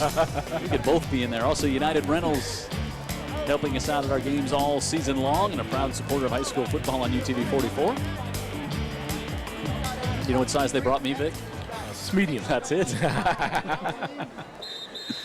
Crowd here on the... Thank our girl from C-Spire for coming through on the T-shirts there. Now, Varela on to punt. He'll stand back. Zone 25. Now that's a fake as they snap it right to the up man. And trying to rumble this one ahead was Mario Osborne. And they had a long way to go. Yeah, he didn't get even close there. Now here Foley has another opportunity on their side of the football field, then to take it in and try to get some, at least a field goal to get on the board here with something offensive. Yeah, that was an interesting call. That was almost like in your face. 6'2", 245, almost like, yeah, we're if you get it at midfield, so what? Either in your face or here's a gift. Which one you guys pick? Yeah. Well, now it's a gift, but I can tell you that the main thing is that the team in blue hasn't taken advantage of gifts. Let's see if they'll act like it's Christmas morning now. Cameron fires that one to Bingham, and Bingham, did he hold on? Yes, he did, but the helmet came off. So you'll have to come out. We'll take a look into replay. Just a quick little crossing pattern right here. He caught it. He's dead now. I'm sure the refs blew the whistle. Bingham got hit. Cameron got hit. Nothing's coming uncontested against this defense. Cameron looking to the far sidelines, and that's incomplete over there. First time tonight he targeted Tristan Nolan, the junior, who was in for Bingham because of the helmet coming off, and now Bingham will come back in the lineup. Solid Daphne defense from the front to the back. And it's indicative on the scoreboard as well how solid their defense is. The only score for Foley coming from their defense, making a sack. Screen to Lewis. Isaiah Lewis cuts it back toward the middle of the field. This will be short of the first down. Yeah, he was trying to find some daylight, just wasn't able to get away from the Daphne defenders. They're swarming the football and not giving him much space to work with. 4th down and about 2 coming up for Foley as Todd Watson and the Lions take a timeout. Mendoza's hit a 37-yard field goal this year. They'll have to get a whole lot closer for him to have a shot at something at that range, but they've got possibilities to tack on a few more points if they can make one more big play. 43 seconds left here in the first half. And this Foley crowd is just docile, sitting here just hoping and praying that their team will make something big happen so they'll get a chance to scream and shout for their team. The Orthopedic Group, proud to be a part of high school football yet again this season. Also, Peaches and Clean, powerful carpet cleaning locations on both sides of the bay. And thanks to the Cox family for being a part of that. And also Caligaz Printing. No relation. Okay. Same. Not everybody's family gets a shout out. I was just wondering. Just glad to have them on board here Absolutely. for high school football this year. I got 2 dogs. You think I can't use some carpet cleaning service occasionally? Plus myself, you know, I can spill. I was about to say, what's your other dog's name? I know Jim. You've also got some friends down at the condo, don't you? I bet Carrie says she's That got could be 3 a dogs. And she's talking to her stain-filled friends. weekend from what I hear. Here we go, 4th down. Cameron throwing for Bingham, and Bingham fights off some hand checks on the far side and makes the reception, and he's got the first down for Foley. Not pretty, but you throw it to the guy that can box out like in hoops. Good job, yeah. 5 catches, 76 yards for Bingham here in the first half. Right there in some traffic. Foley has 1 timeout left. Close to field goal range. But they won 6. They need 6. And they looked for it here for Adams, and Adams wanted a penalty. Just good coverage over there on the near sideline. Yeah, that's what I say. Hey, if the back can beat you to the football, hey, he's got an opportunity for it too, as long as he gets his head around, and that's what he did. No harm, no foul. You just got to fight through that, big man. Safety was coming over too. The corner had it handled, and they're getting help over the top. Yeah, Tyler Cameron's expecting him to give effort and just fight for the football. If it's in the air, it belongs to you. 2nd and 10 from the 23. Cameron steps up in the pocket, and he's hit from behind and dropped. Exactly what you can have, right? Devontae Young with the stop. Those ends off the edge have been winning a lot tonight, getting a lot of pressure. It makes Foley burn their last timeout. That's the other thing with the sack. It makes you burn the timeout. Yeah, he just bull rushes his guy and then gets rid of him at the end and hits the quarterback. Said, hey, Jim Cox called my name, brother. I'm making a sack. Devontae Young, 6'1", 181-pound senior with the stop there. So it's going to bring up, 3rd and very long, and now you're out of timeouts. This team just plays fast. They've got speed. They do everything quickly. They keep the pressure on you. Talking about Daphne. Pat Greenwood. Well, that makes the field goal extra tough because if you're going to try the field goal, obviously you can't do anything in the middle of the field. Daphne knows that. So, yeah, a lot of options taken away with that sack, guys. Yeah, it's the last thing you want to do in that position, in that predicament of the game. Coach Glenn Vickery will join Pat Greenwood at the end of the quarter here. Vic's good. When you talked to him before the game, had the health scare last year. Yeah. Looks better than ever. He looks great. Yeah. He's got his same Glenn Vickery attitude that you always get from him. Same demeanor. You wouldn't know he's been through anything. He's dropped a few pounds, actually. Yep. Feels good about that. 3rd and 17. Got to get it all the way down to the 14-yard line. Pressure from the backside. It's Young again. Back-to-back sacks. And out of timeouts. And out of time. Yeah, that time he just did a speed rush there and just beat the tackle around the edge. They're going to try to get lined up, just to throw the Hail Mary, see if they can get it off. Well, they're going to try and they can't get it off.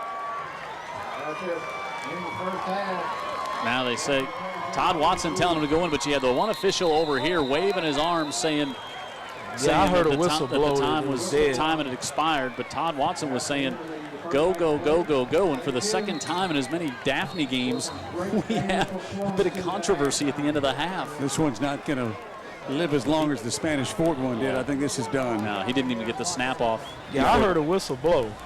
Yeah, killed the play. The snap, but Coach Watson was saying, hey, get up there and let's heave one down the field on 4th down. But the clock had already expired. I don't know what I was expecting. You're not exactly, it's early in the season. You're still not sure exactly what everybody's going to bring to the table, but definitely was not expecting this. Halftime score 23-2. And Pat's got Coach Vickery. Pat. All right, thanks a lot, guys. Coach, you got to feel pretty good about everything, all facets this first half. Well, we played pretty well. We got to play a lot better in the second half. I mean, Foley's going to come back. They're going to make a run, and they're going to make some plays. And we got to be resilient. We got to block better offensively. We had some good things going, and then Foley, did some things, and we got to move the ball offensively and keep making plays. And they're going to make a run at us. We know that they're a good team, and so we just got to come back and play 2 more quarters. And defensively, pretty big stand right there. Yes, it was. I mean, I did my one call for the night, fake punt. So, I told Brennan I'd do that for one time, and I shouldn't have done it. But you know, I thought we could, the big boy would break a tackle and at least run the clock, and that way they couldn't block a punt. And I thought it was pretty safe at the time. Looking back, it wasn't very smart on my part. All right, thanks a lot, Coach. We appreciate it. All right, guys. How about that? You know, they have like 3 bad plays the whole half, and I get thrown under the bus for one of them. You're a third of the bad plays that they had there. According to Coach. From Coach Vickery to Coach Brennan. Yeah. Our halftime player of the game, Anthony MacArthur last week, who came in and was the backup quarterback, but came in short yardage situations, scored a touchdown in the first half, and then when they go for 2 in overtime, the Davidson Warriors, he's the one that gave them the victory. Yeah, it was quite a game out at Baker. We really thoroughly enjoyed the entire evening out there. Huge crowd. Baker's back, y'all, but Davidson, again, a little bit like Daphne, they know how to win. Yep, and he started at safety and came in a couple times at quarterback and helped Davidson get the victory. And he was the player of the game tonight. At the end of tonight's game, we will give you 3 choices for our player of the game. Brought to you by United Rentals, and you'll have a chance to vote for him. We'll take a timeout, and when we come back, we'll hear from the Daphne Band, their team on top 23-2 here on the high school football game of the week on UTV 44.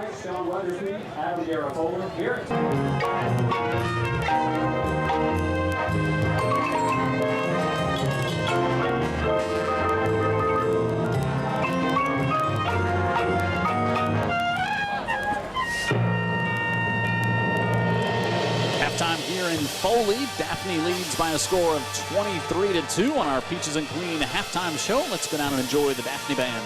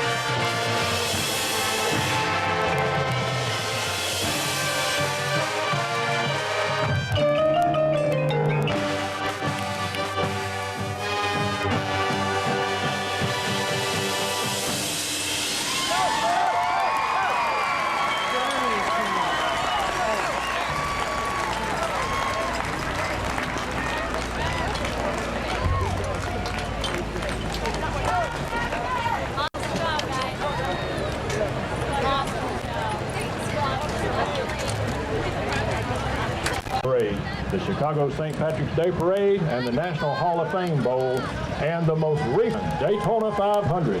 The Foley High School Band is also a Grammy signature band program. Our show this year is titled Soul Train. Drum majors for the Foley Band are Kenzie Dumond, Madeline McCormick, and Shannon Finch. And now, it's what you've been waiting for. You've seen imitators, duplicators, and now, the originators, the mighty band from Lionland.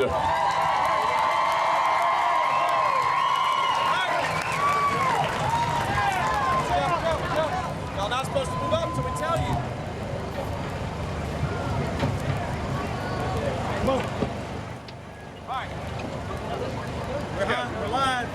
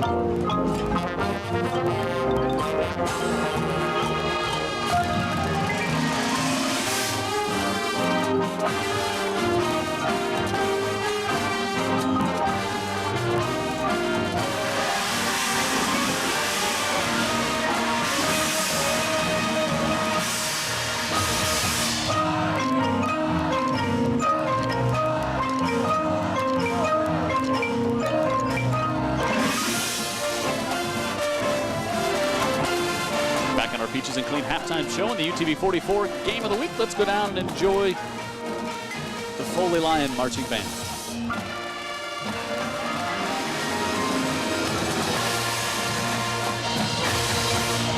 Hey, now, girl, I can guarantee you'll enjoy the ride, especially if you like your soul ice cold, because none other than the Iceman himself is going to be looking you right dead in your eyes after this very important message.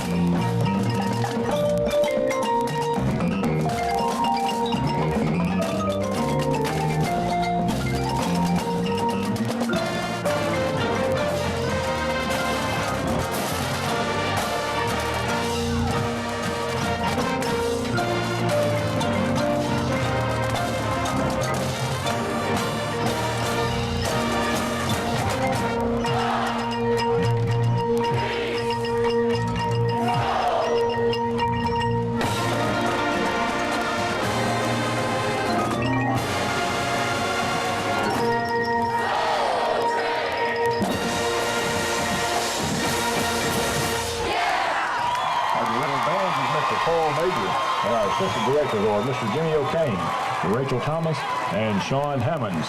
Color guard instructors are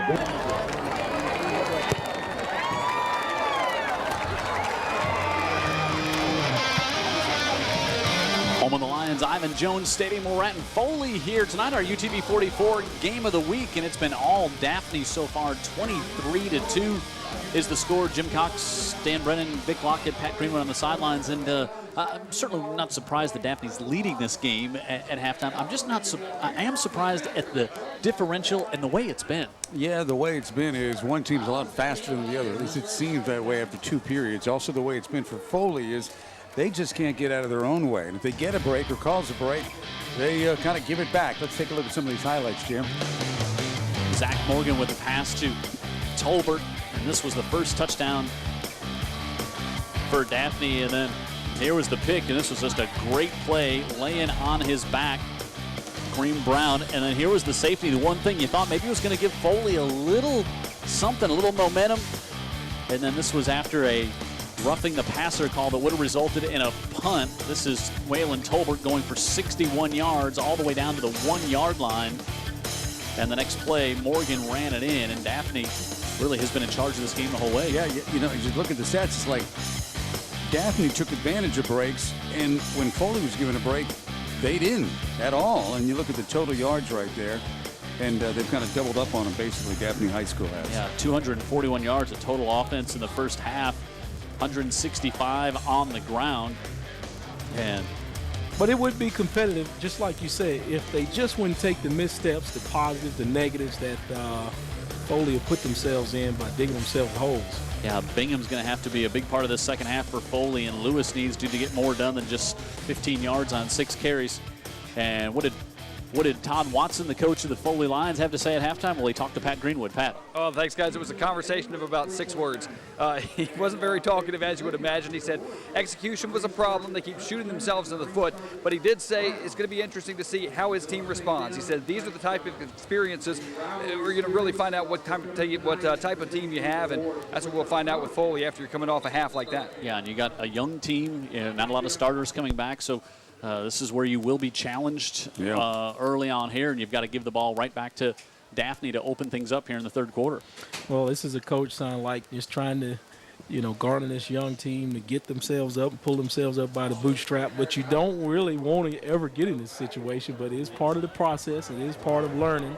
And you're not going to be ahead in every game, but you've got to show the ability to have some character and come back and fight and claw to get back in the football game and make it competitive. You know, if you try and break it down to what we saw in the first half, okay, where are the advantages for Foley? What do they do better than Daphne? You know, I'm really challenged to come up with an answer there. They've got bigger receivers that really don't get past you necessarily, but some of the short routes and intermediate routes, they can kind of box out and make a play. They've got to block better for who's ever at quarterback.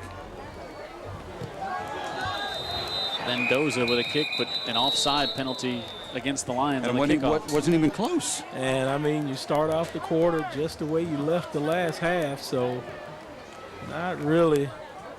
Some of those questions you were posing right there, Dan, that's what Coach Watson's trying to answer himself. I mean, he's trying to say, hey, guys, let's do one thing or a couple of things, and let's execute those one or couple of things correctly. Right. So that we can get something positive going and do it without a mistake or a miscue. I mean, this is not a Foley. We've seen some of the most solid football out of Foley High School football teams, and this one cannot execute a kickoff after a halftime of sitting in and resting in the locker room. It's unthinkable that you'd see Foley making this many mistakes. Yeah, it makes for a long Friday night, that's for sure, for Coach Watson and his staff, and it'll make for a long weekend of breaking things down. A lot of people here on the home side, too. They're not having the time of their life. Mendoza has that strong leg, and it'll still result in Daphne opening up at the 20. Little guy, big leg, huh? Yeah, he's got a very strong leg there, and now we'll see if the Lions can force a 3 and out. But we talk a lot about the Lions, but you also got to remember that the team on the other side is playing awful good football tonight. Daphne really is. Yeah, they've got, they keep you guessing defensively. They slow your eyes down a little bit, Vic, right? Because they run a lot of motion, so you're looking in the backfield a lot. If you're a step slow against this team, you're in a lot of trouble. Yeah, sure. Morgan gives it off to Reed. Reed will get up to about the 24-yard line. Jeffrey Rincher, the senior defensive end, able to make the stop. Well, you'd like to give, Daphne a whole lot of credit, but, talk about the points you were seeing. Look, they're just using their talent, maximizing that. I hadn't seen just super excellent, great execution, but they're just doing what you say, maximizing the talent they're having and running away from people and wait for Foley to make a mistake to give them the football back or do a penalty to set themselves back.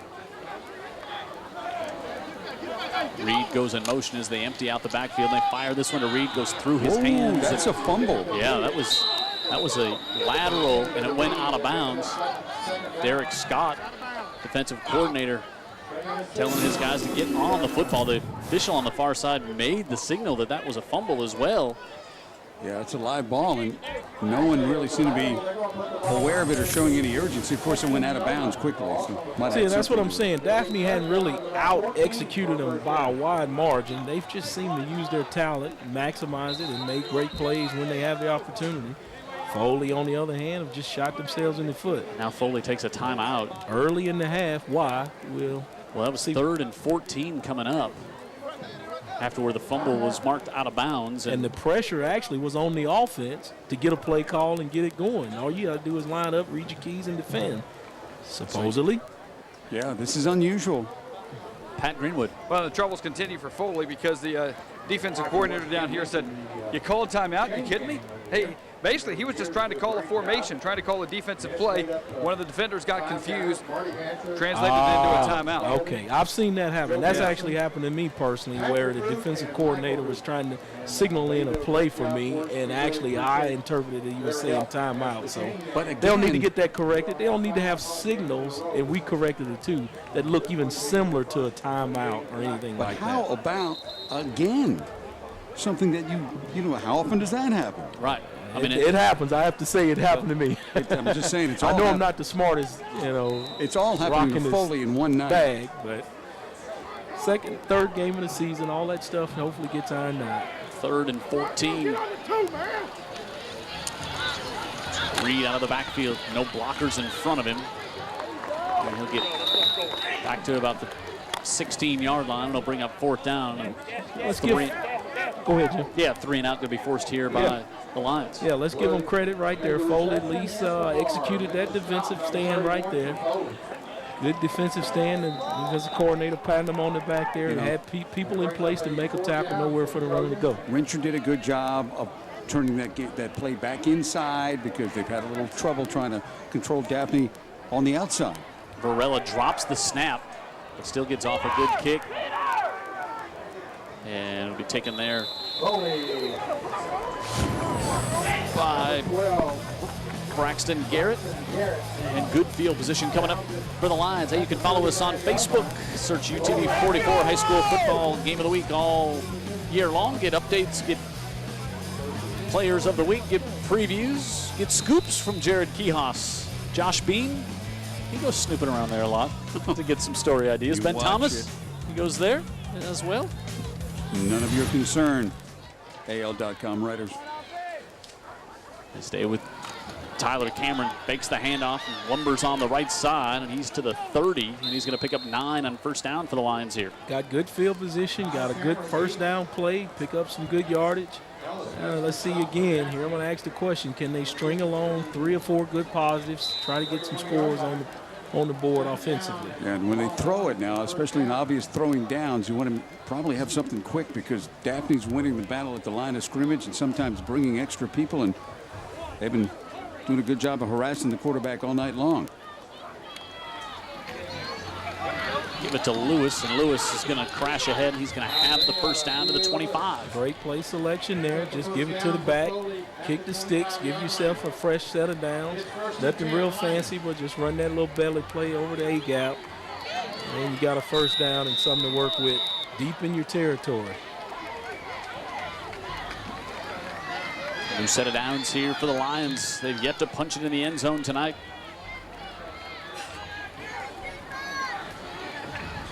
Well, the only end zone they have punched Daphne in the zone with the safety. Cameron on the keeper. Hit, wrapped up, and slung down by Mario Osborne. He's still mad about the fake punt. That's the guy that got the direct snap.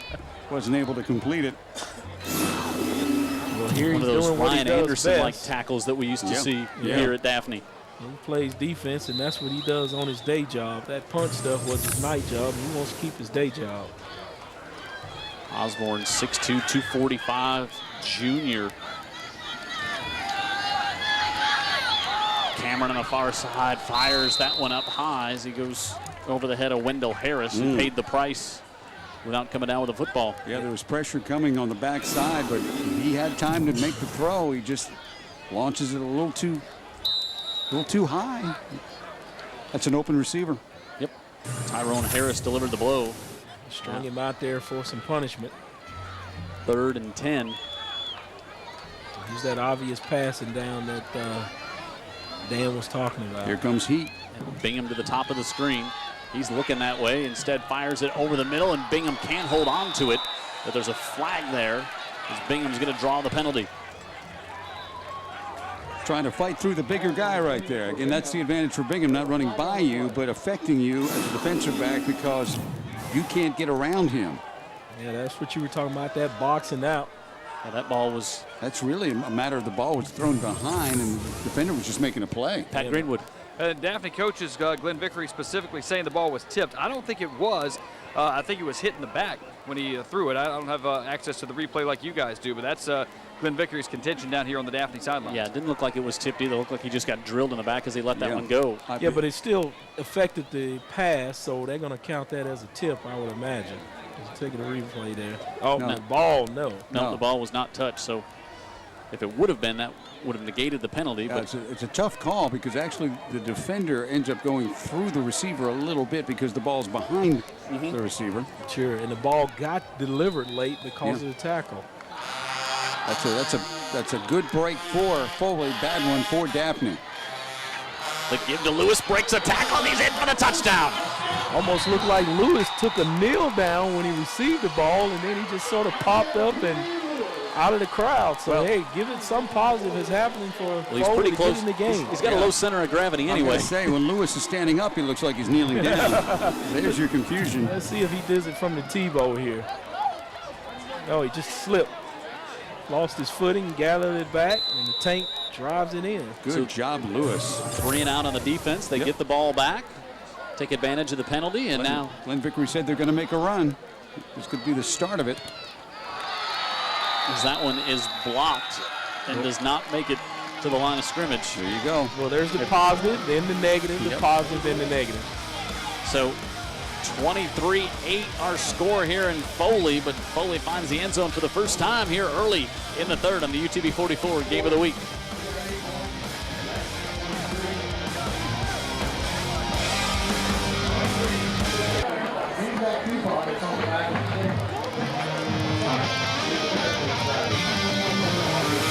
Daphne comes out, gets the ball, they get stopped to 3 and out, and Foley gets their first score of the night to make it 23-8. Offensive score is good. Yeah, Big Lockett, you get a chance to talk to the Foley team here for a minute. What would you tell them right now? Hey, this is just the beginning, and you got to continue to play. You got to continue to execute. Stop shooting yourselves in the foot, first and foremost. Mendoza, another kick that goes deep into the end zone.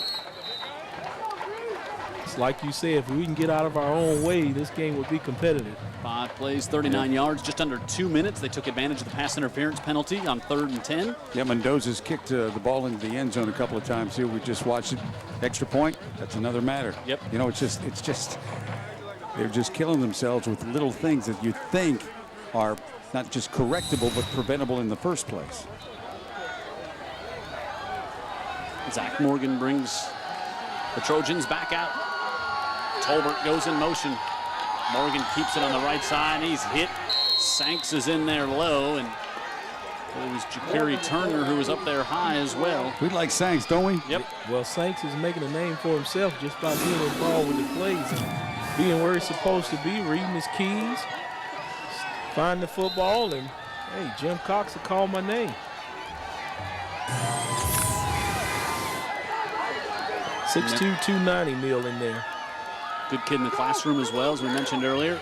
Coming around is Reed, looking for a holding call, and finally it comes out. Reed goes all the way up to the 43. Wow, that's a tough one for that official when you got the entire coaching staff on this side yelling, hold, hold, hold, and then it finally kind of drops out of the pocket. And Reed is a guy that can really break through tackles even though he doesn't have big size. We've seen it against Spanish Fort. He runs bigger than his size, and now you do get the flag evidently. It's coming back. Yeah, you see it there too, but I thought it was a pretty good play. I didn't see the hole. I saw Will Cooper do a good job on the edge there, sealing his guy and giving Reed some running space over there. I remember one time I was at a South Alabama game and I was screaming travel to the officials, and he actually came over to me after the play was over during a timeout. Wanted to explain to me why it wasn't a travel, and I said I didn't care if it was a travel or not. I just wanted you to call it. And I think that's what happened down there, right? Right. So they back him up to the spot foul all the way back to the 16, so it'll bring up about a 2nd and 14. Second down and 14 to go for Daphne Coburn, back in their own territory at 16-yard line. Morgan looking over the middle, zings that one. He's able to get it complete to Tolbert, and Tolbert's got a first down. That's Tamarese out to the 37-yard line. Cameron Smith laying the wood on him to save a touchdown, because if not, he's still running. Just stands up and zips it in there on that little post pattern there. Took a big hit from Cameron Smith, but held on. Yeah, Nice ball by Morgan. Tolbert, Reed, Purdue. They've got guys that can make noise. Yeah, well, this one, the noise is all made defensively. Yeah. Coming in there is Ja'Kerry Turner and made the stop on Waylon Tolbert for a big loss on the play. What did Turner see right there, Vic Lockett? Yeah, he just came up the field, kept his shoulders square, and knows he's got backside containment, and hey, he just lets the football come to him and aggressively goes and make the tackle. It was like he heard the play. Sure.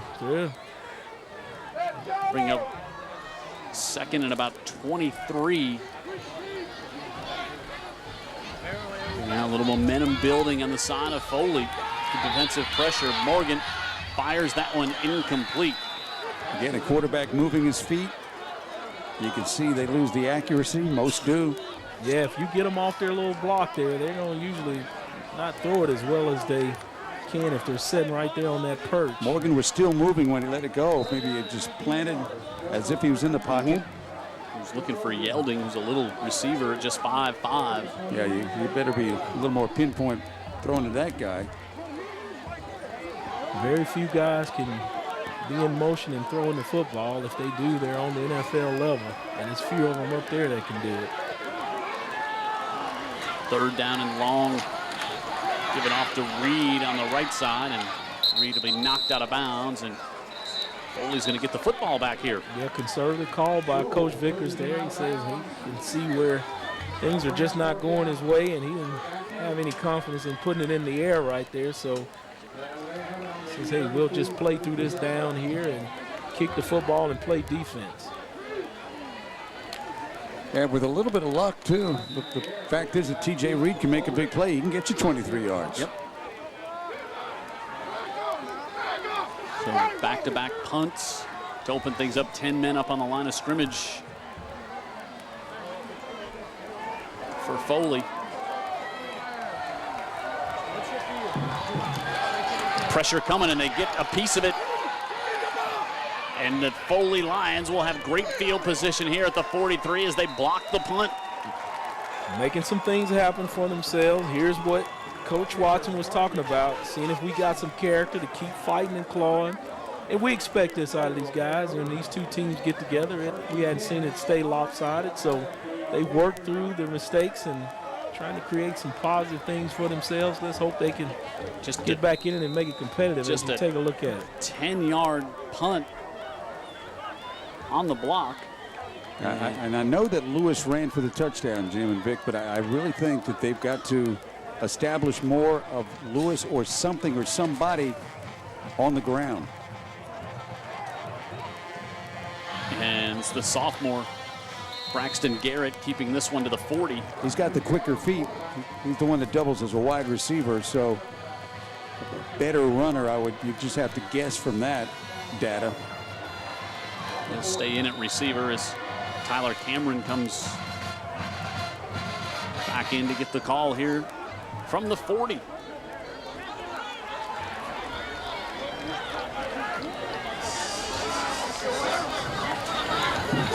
Cameron looks to the near side, and that one intercepted, goes off the hands of Braxton, and Kareem Brown comes up with the INT. Wow. Good Second one tonight. Coordination right there for that young man, but they've got a flag back here. Maybe something on the quarterback. Yeah. As you take a look at the interception there, go off the hands of the receiver into the defender's basket. Quarterback's, and it's not a roughing or anything because he's.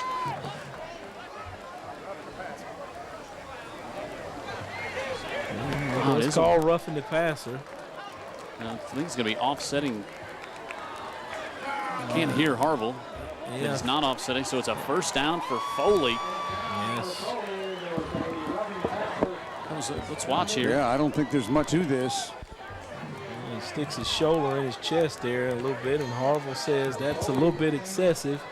A little chinchy on me, in my opinion, as a defender, but I don't have a vote in it, Jim. Well, it reverses a great play. It really does. For the Trojans, that is. Yeah, great defensive play. And now it moves the ball down to the 25-yard line. That's the big guy in the middle there. Khalil yelling. Yeah. He's been disrupting things all night from his spot at nose. Well, Foley gets a break here. Cameron steps up in the pocket looking for the end zone as he was trying to go to Braxton Garrett again, and that's incomplete. Wow, Garrett had a step too. You just gotta be accurate with one of these, and then you really do have a whole new game. Sure. And we'll get our heat timeout with 5:37 left in the third. Foley clawing back into this one, down 23-8, but they've got it deep in Daphne territory.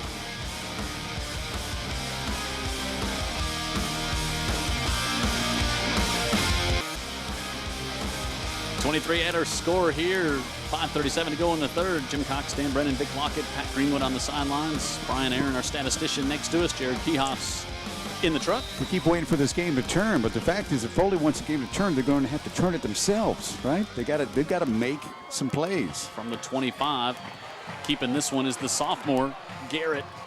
And he's inside the 20 to about the 18-yard line. Will bring up third down. Pretty good feet right there. Looks like he stumbled enough to get the first down, so kick the sticks and. Nope, not quite. Nope, he's not short. Quite. Not quite there. Oh, and way short. Thought he was much closer than that from the play. Because a stink bomb looks like it went off in that panel of the press box window. We kind of can't see it. Obscure in my view. Yeah, yeah. Looks like a big jellyfish has been stuck to the window here. Looks like.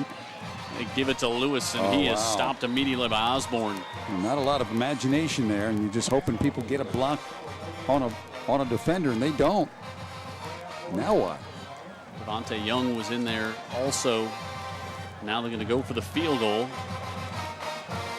to try to make it 23-11 to make it a 12-point game.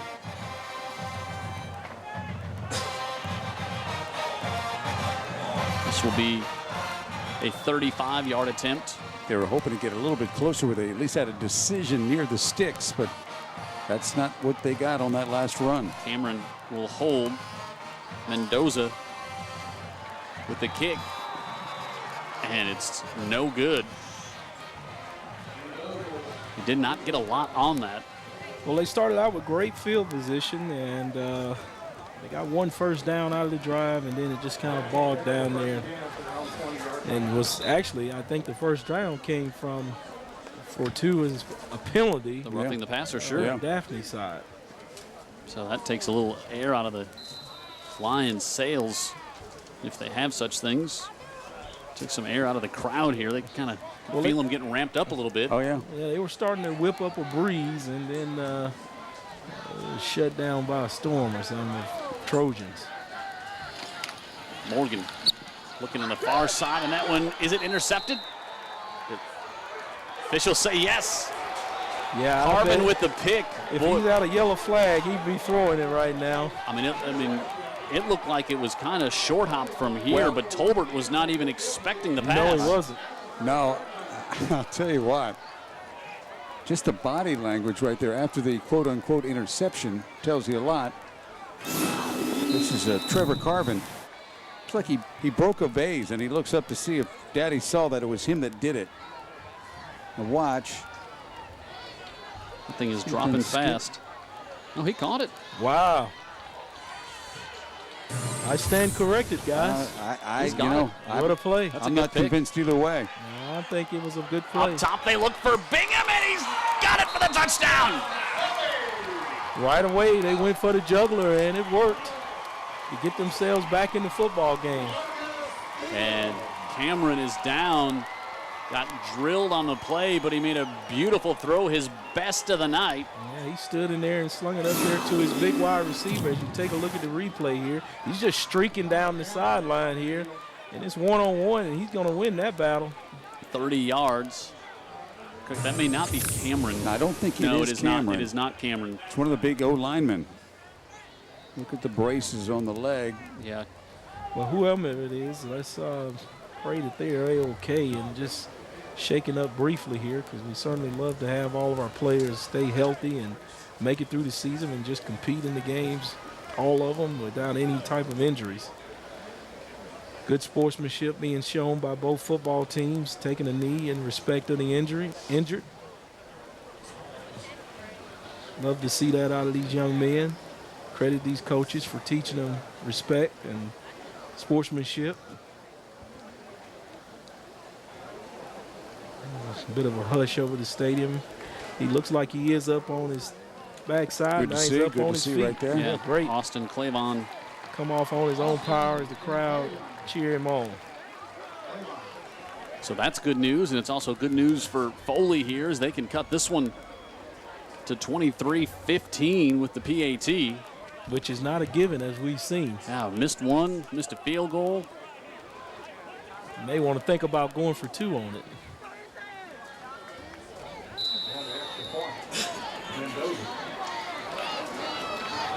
Cameron to hold Mendoza.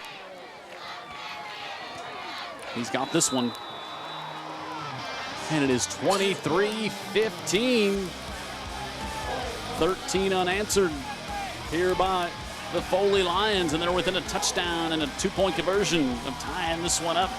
We'll come back for more in the third. 4 minutes to go.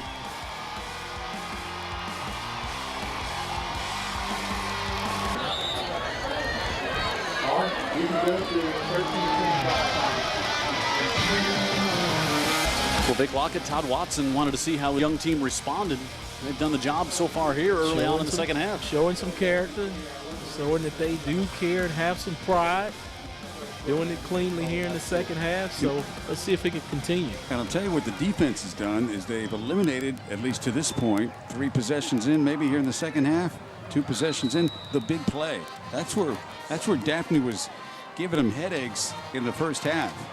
And Daphne, they try the onside kick, Foley does here, and they wait for the bounce, and do they recover? Well, they had numbers, that's for sure. Still no official, no, it's Daphne football. Yeah, they had to wait for it to come down, and actually it allowed Daphne to get enough players around there because... And they had to wait for it to go 10 yards, 10 yards right. as well. So Daphne gets it at midfield. Short field, now you're going to ask your defense to play very well here. Well, I like the call. They feel like they've got the momentum. They're playing at home, so why not try something to really change the game? They had a chance there. They did. It was that last bounce that allowed more Trojans to get there. 2 really high bounces on that thing. If it comes down 10 yards the first bounce, Foley's probably got it. Morgan gives it to Reed, and Reed can get 2. Pulled back by our guy Sean Saints, 6'2", 290 senior. man in the middle from his defensive tackle position. Makes a lot of plays for a down guy, doesn't he? Yeah, he's trying to show, hey, I've got this middle covered. See the trivia question here. We'll give you the answer after this play. Morgan. So he's checking out of one play into another. Gives it off to Reed. Reed tries to stutter step, and he's got nowhere to go as Turner is in there again. We talked about the 61 Lions team. They went undefeated. Only one team scored on them all year. Tiger Wolves? My guess, not Fairhope. Not Viger, not Fairhope. It was Alba. Third game of the season, 41-6 was the final, and they were the only one to score on that undefeated Foley Lions team all year long. 3rd and 9. And I think the snap came back late. Everybody else was moving. The center had his own snap count. Starts with him, so he should have a vote in it. You're right. Got a little fun fact for you too, Jim. In 1961, driving from Foley to Alba took 9.5 hours.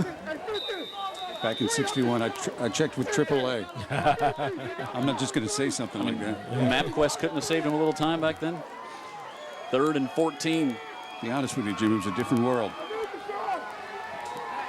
Pump fake. Morgan scrambles out, feeling pressure, and he's caught from behind by Turner. Now this Foley team starting to feel a little bit confidence, feeling good about themselves. Daphne gets makes a nice stance there. They get it at the 50, and they go backwards 10 yards. So as the tables turn in terms of miscues now, the devil on the side of the Trojans now. Kerry Turner, the sophomore, has played really well on that defensive line tonight. Yes. For Daphne. They're all playing a lot better in the second half, by the way, for Foley. Lions blocked it last time. Barella to punt from the 26. High snap, pressure coming again. Barella gets it off. Fair catch called for. And Garrett will take it at the 37-yard line, and here come the Lions on offense. They have looked like a totally different team here in the second half. Well, let's see if they can continue to string a few good plays together and create some good fortune for themselves. And they're back in the ball game. You can't say get back in the ball game. They're back in the ball game. Let's see if they can really get it tight. Of course, Daphne helped them on a roughing the passer penalty that would have taken away, did take away an interception. Well, all is fair in love and war because they've been very gifted to Daphne themselves. Sophomore Braxton Garrett in here at quarterback. Garrett wants to keep it, goes right up the middle, took a big hit, lost the football. And Foley gets it back. Wow, that was a big lick as he was kind of spinning. Yeah, all of this stuff, he was looking for the traffic to clear up the middle. And he tried to do a little spin move there, but forgot he had the football in his hand. Yeah. Well, he didn't try to spin move. He just got caught in the cycle. Yeah, guess who? Lorenzo Fields again. He picked up 4, and they bring Cameron back in. Tyler Cameron, pressure coming, and he's dropped all the way back at the 32-yard line as Khalil Yelding launches at Cameron and brings him back for the sack. Yeah, he was trying to wait and let the receivers' routes develop and just sort of ran out of time there, and the pressure just collapsed on him there. He's waiting for it to open up and took a swipe in the face mask and then took one in the cheeks. 3rd and 13 for the Lions. Blitz coming. Cameron fires on their side. That was a handful of jersey. Oh, wow. That was a handful. I mean, Kareem Brown just had a handful of jersey on Volante Adams. Yeah, and then on the blitz there, Lorenzo Fields was bringing the heat from the edge, and he got just literally hog-tied. The officials didn't see that either. So. Might have been 2 penalties on the play that they got away with either side. Offsetting, so no fall. Punt it out of there. Mendoza to punt.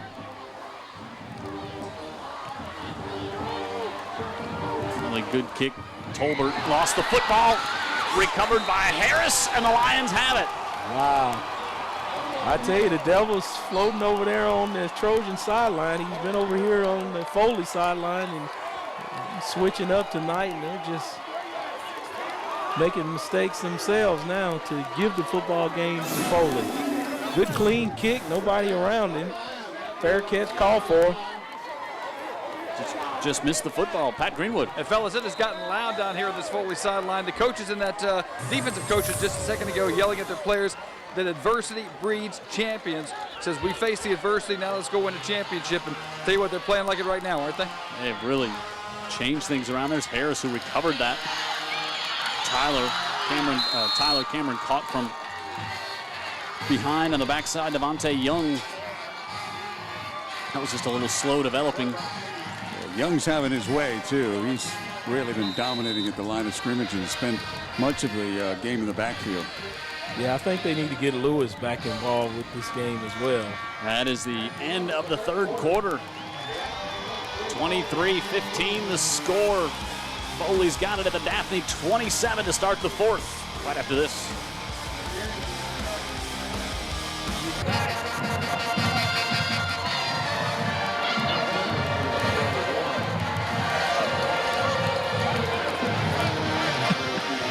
And ready to start the fourth. 23-15, yeah. Foley was down 23-2 at the half. Out of the near side, they get Bingham. He's got it inside the 20, inside the 10, and it's first down. That's where Bingham is a mismatch. Slanting to the inside, using his body. It's a quick throw, so the quarterback doesn't. You're not that worried about penetration because it's out of his arms and out of his hands quick. Yeah, I agree. You know, do a two-step drop, stand back there, let him get in between the defender and the football, put it on the 8, and he's got it. Where does Foley find their advantages? That's the one that I see. And Bingham comes out on this play. First and goal from the 10. All right, see if they give it to Lewis out of the spread here. Yeah, that's what I think they should do. They pitch it to him, and he's got it on the right side, cuts it back to the inside. Lewis in for the Foley touchdown. Yeah, I was saying, you know, we need to get Lewis involved in the football game. Yep. There he goes, Lewis Isaiah. Nice little quick pitch. And they don't do it out of power, they do it out of spread. Correct. So Lewis can pick and find a way to go, and now. Yeah, you go for 2 here because it doesn't matter if you're down by 1 or 2. So. And then, you know, Lewis turns upfield, gets his shoulder square. Right. He knows he's not going to outrun anybody to the pylon. There he goes right there, and he just slices through the defenders. Hey, Coach Watson wants the ball spotted at the near hash. And so they'll reset the play clock, and they get the 2-point conversion team on. Yeah, saying here, you obviously go for 2 because if you kick the PAT, you're down 1. It doesn't, down 2 or 1. Does not matter, so now you get a chance to tie the game. Lewis back there, Bingham to the bottom of the screen. Cameron rolling out to the right side, looking to the back of the end zone. He threw it right to the defender. Yeah, he had a man in the back of the end zone. Adams you saw it wide all open. Yep, but Adams. he didn't put enough air under the football. Yeah, he's got the guy likes to say. He only throws the number 1. You know, right now as a young quarterback, not a lot of touch. He likes to hum everything, and that one just ended up. Yeah, if he'd have just floated it up just a bit, try to do a little rainbow. Yeah, watch Adams. He peels out. He's coming from the bottom of your screen back to the top corner, and he's got him wide open there.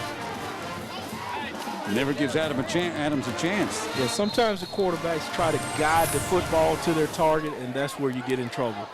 It's not a video game. So 23-21, and this one suddenly has the makings of, a Daphne Foley game. Yeah. Also, game of the week. You know, Yeah. you get Jim off that yacht 15 times a year, it better be good. Yeah. Cheerleaders throwing some UTV 44 shirts into the crowd. Murphy beats Davidson tonight, 13-8. Davidson 1-2 going up against McGill next week. In a game that is scheduled to be on UTV 44 at this point. I think it's safe that we'll be there.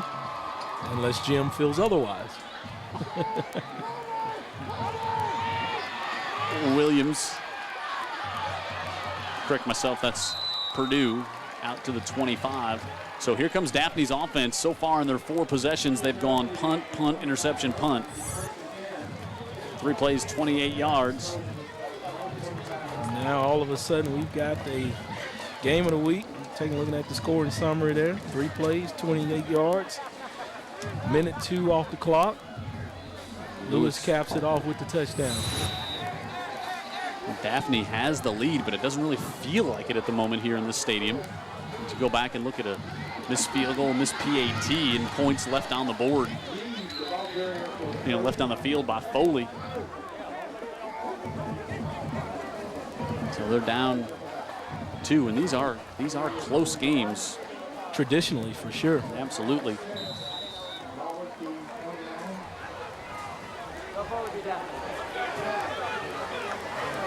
Second and 6.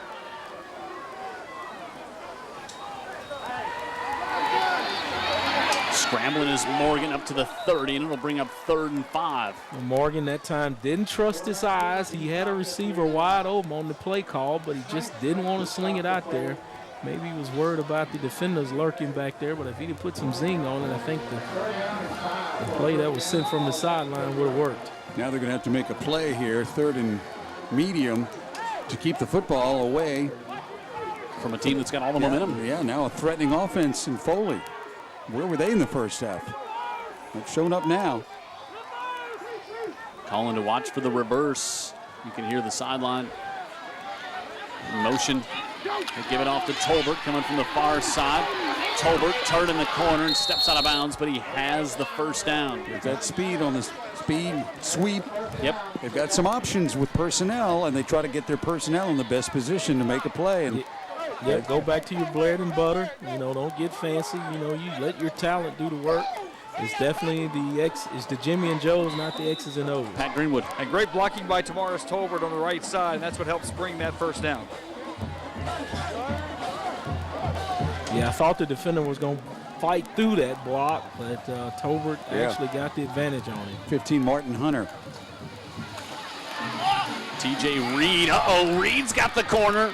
And Reed all the way inside the 40 to the 37-yard line. He'll bust through a tackle for a guy that size. He's just very impressive with the strength at the point of contact. 24 yards for the 5'7", 160-pound junior. Yeah, he's not going to go down with an arm tackle. You've got to bring it on him, or he's just going to run through it. As you take a look at it here, negotiates the middle, then breaks outside with a stiff arm or two. And right there, if you're not going to tackle him, he's just going to keep going. We'll bring in Cam Mitchell, and Mitchell will take the handoff, the bigger of the backs at 200 pounds up to the 32-yard line. I'm talking about some of these scores in these games. 46-45 last year, 35-14 in 2011. 41-13 in the second round of playoffs, a 17-13 score, 34-29, 14-9, 16-14 win by Foley, 42-41 win by Daphne. So you can see they are tightly contested. Don't plan on leaving early. Well, it's a little late for that even at this point at 9:45, right? Yeah. 2nd and 6. Mitchell on the left side, and he's got a first down for the Daphne Trojans. Fresh legs. Yeah, and everything was just sealed off on the inside, and nobody taking care of their responsibility on the edge, and he gets the edge and gets around there and makes the first down, kick the sticks. Makes Daphne a reset on the downs. And we also see Sean Sanks over here getting his ankle taped, so he's out of the lineup right now. That's a problem.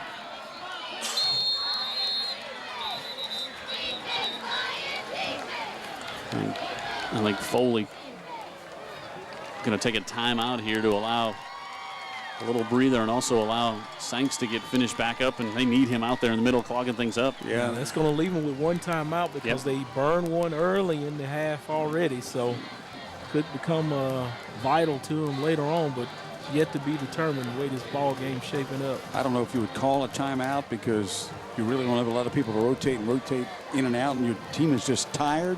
But right there coming off the field, you can see this team is getting gassed a little bit as Daphne moves the football on the ground to get a couple of first downs. Sanks comes back in there. Cheerleaders trying to keep the spirit and their hype going. Yeah, that or Greenwood's close to him. They like to cheer for Greenwood. Well, Hall of Famers, they get a reception like that wherever they go. So that's very popular. Unexpected. Very popular TV figure. Not unexpected. No getting around that. Reed just has gone over the 100-yard mark here in the fourth quarter. Tough kid, man. Really is. Doesn't shy away from the contact. Breaks tackles, as you said. Yeah, runs well inside in between the tackles at 165. He's sturdier than you think.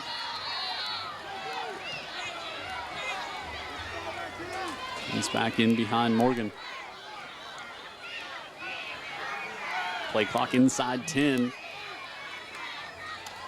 On the keeper, Morgan on the right side, and Morgan busts inside the 15. He's going to have another Daphne first down. Yeah, fake me out. I thought the back had the football, but he pulled it out and got some positive yardage again to kick the sticks. Nice kid we got a chance to meet during the pregame show. He doesn't go down at all on this play.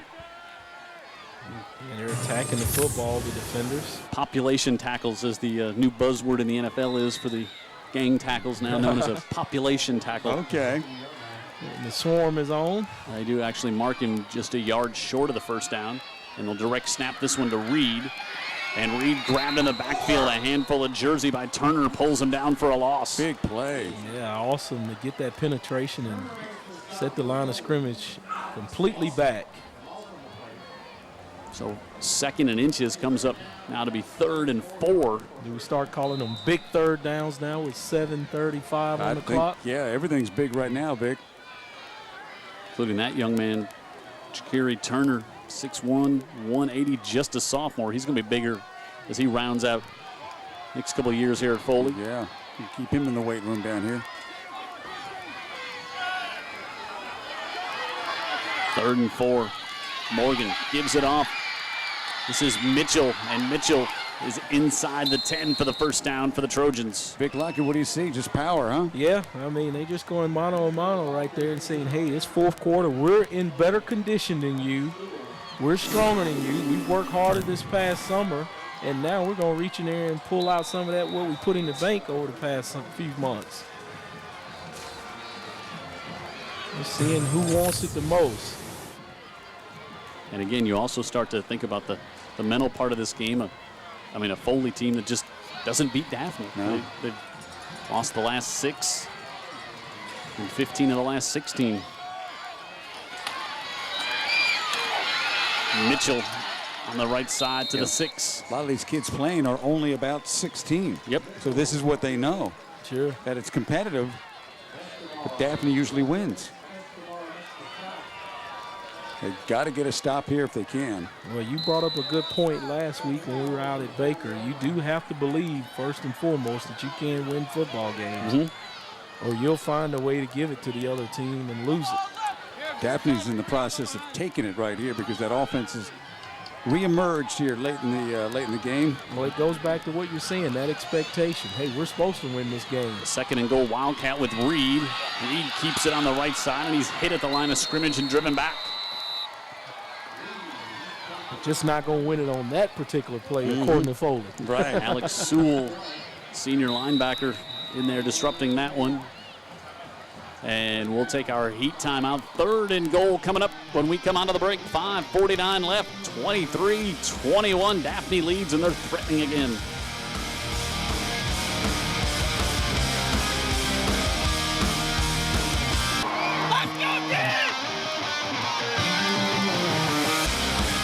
Foley is where we're at tonight. Ivan Jones Stadium.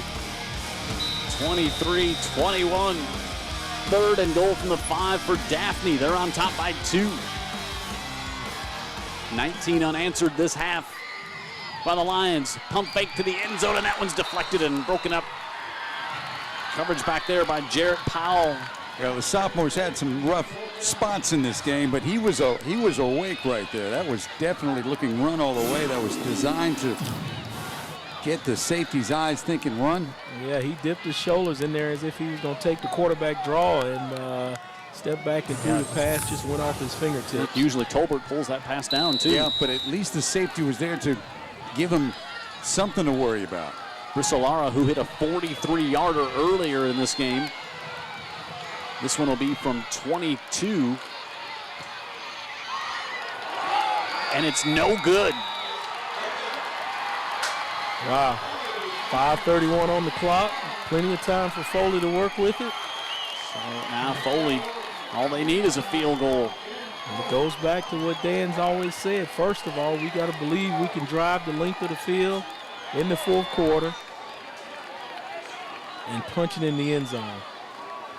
Or necessarily don't even have to get us 6 points. They can snatch the lead there with a field goal. Yep. Let's tell you about our Scholastic Athletes of the Week for Daphne. Miles Pierce, the senior linebacker, 4.14 GPA. Wants to study business administration. Where's he going to school, Vic? Somewhere on the they say. Going to Auburn. I wish him the very best in his endeavors, and I'll need to get him a resume.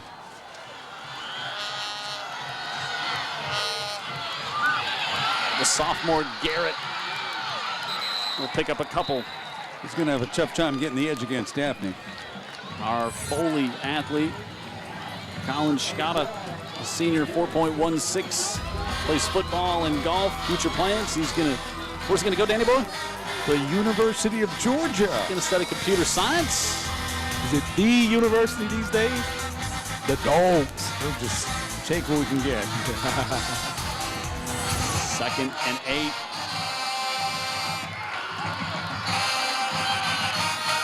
Cameron fires the near side and a flag caught by Bingham.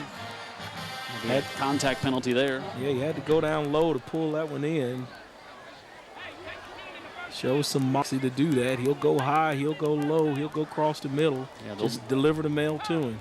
Yeah, take the penalty penalty would give you the first down.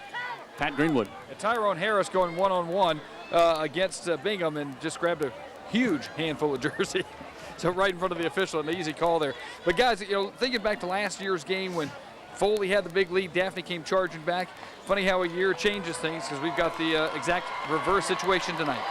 Yeah, we were talking about that in the break, just how these games always seem to be just crazy between these two schools. Yeah, and that game, the fact was that Daphne did all their damage in the last minute and a half of that game to get back in. And like 16 points to get it into overtime.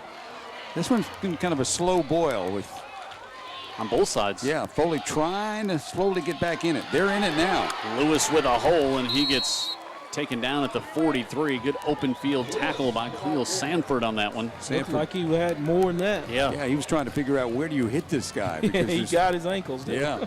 Started biting low. They're not skinny, are they, Vic? No, they're not. No, those not skinny ankles there. Bingham, 6 receptions, 93 yards tonight. He's right at the bottom of your screen now. He could be a big difference maker this last drive. 2nd and 5. Well, every good football team has a 4-minute drive, and we're coming up on 4 minutes here. Let's see if Foley has it. Lewis bowls ahead, and he has the first down, and he's into Daphne territory. He's running angry now. Yeah, I thought they should have got him more involved as the ball game went along, and right now they're pulling something out of the tank here. And speaking of tank, there's one right there. Get out of my way. Man. Running with some violence. And look where they've come. All the way across midfield already. Fresh set of downs.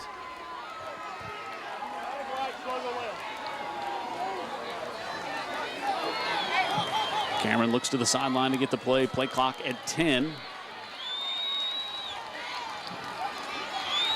Now it's inside 5, and they get it off.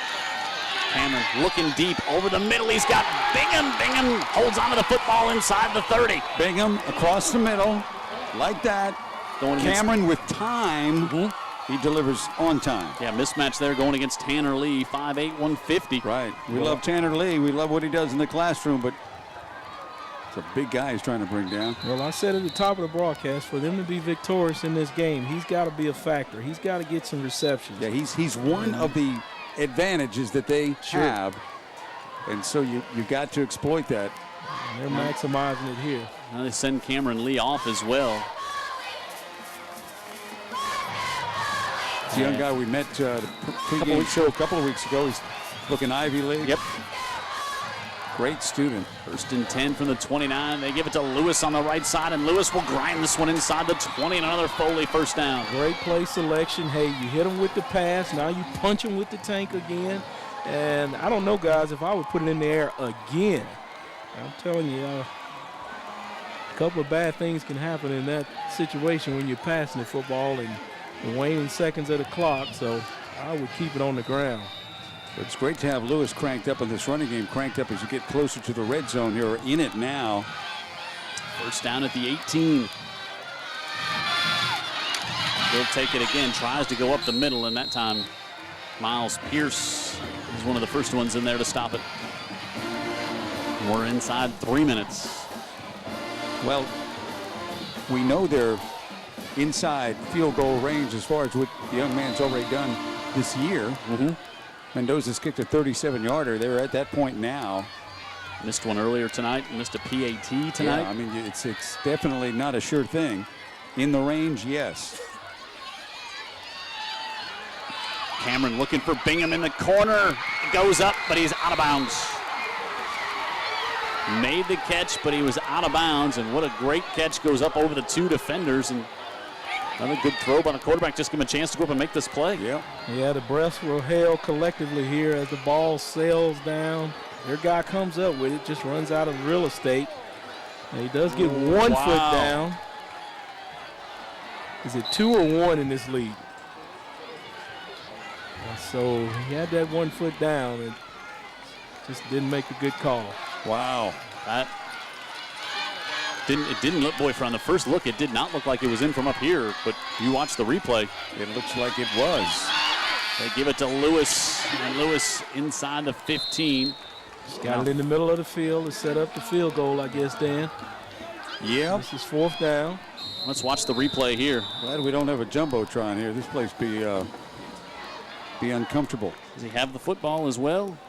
Yeah, he's possessing the ball, no doubt about it, and follows through with it. There was a red flag. That would have been. That's a touchdown. Yep. So it's 1 foot required for the touchdown to be in there. Yep. 1 foot down. And now you're Foley, and you're thinking we've been in this situation before at the end of a game against Daphne. Yeah. Well, DeMarcus Bingham is making them think who? They're not thinking that yet. Not quite yet? Okay. No. Bingham's having a nice game, and especially here in the second half. Sure, he's playing very well and showing why he's deserving to go on and earn a scholarship and a great education and up higher learning to play football. Todd Watson was talking about Julio Jones. He said, as a coach, he said, you get one of those in your career. You get a talent like that. So this will be a 31-yard attempt for Jose Mendoza. Snap and hold, got to be just right, too. Right to the middle of the field.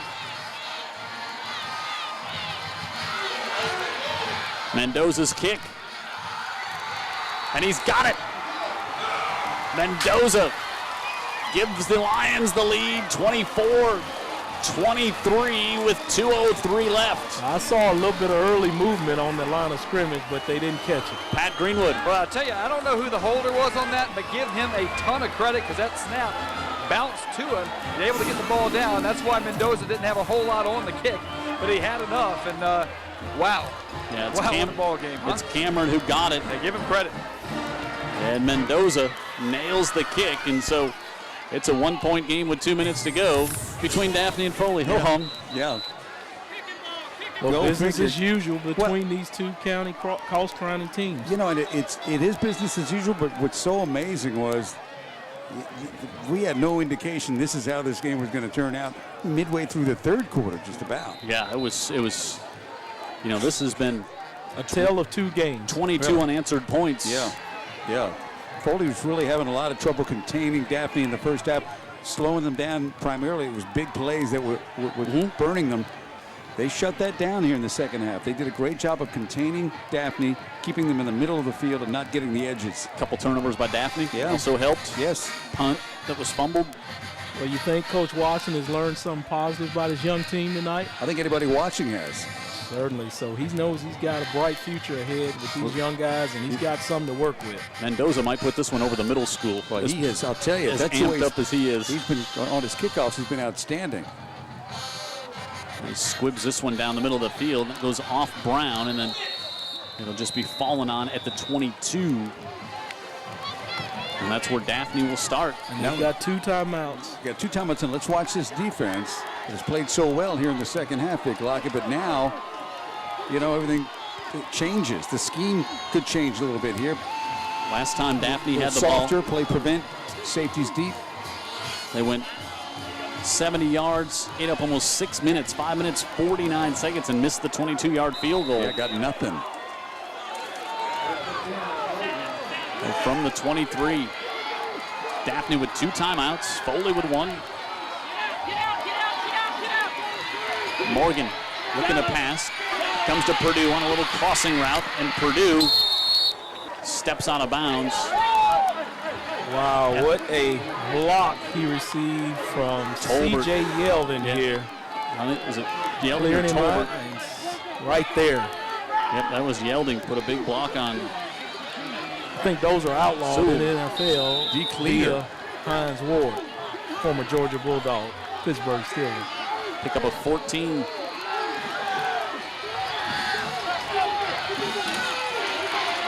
Morgan looking over the middle. That one is complete. He's able to get it to a sliding Waylon Tolbert, and boy, did he put that in a nice spot.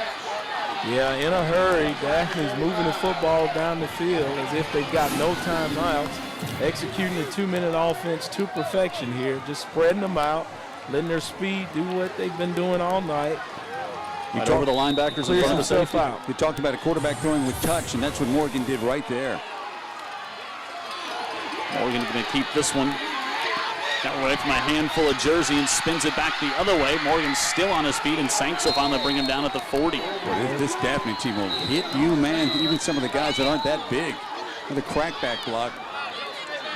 Go back a couple of touchdowns that Foley scored on that missed 2-point conversion. You think of that, it would be a 3-point. There's just so many little plays that you go back and say, wow, this could be a different game on both sides. Yep. Timeout with 1:29 left. You know, and quite frankly, does Daphne want it to come down to a field goal? You know, right? They lost a game earlier this season on UTV 44 when they couldn't execute on a field goal attempt that would have given them the win. Brissolara made one from 43 tonight, but just missed that 22-yarder. Right. Those high school field goal kickers. That's right. Generally speaking, that's what you're going to get. There's soccer players that are asked to do something, you know, that other kids can't do. Daphne down to 1 timeout here. 2nd and 6. You think about big plays. Think about that touchdown that wasn't resulted. That would be, I'd have a little change of the strategy here as well.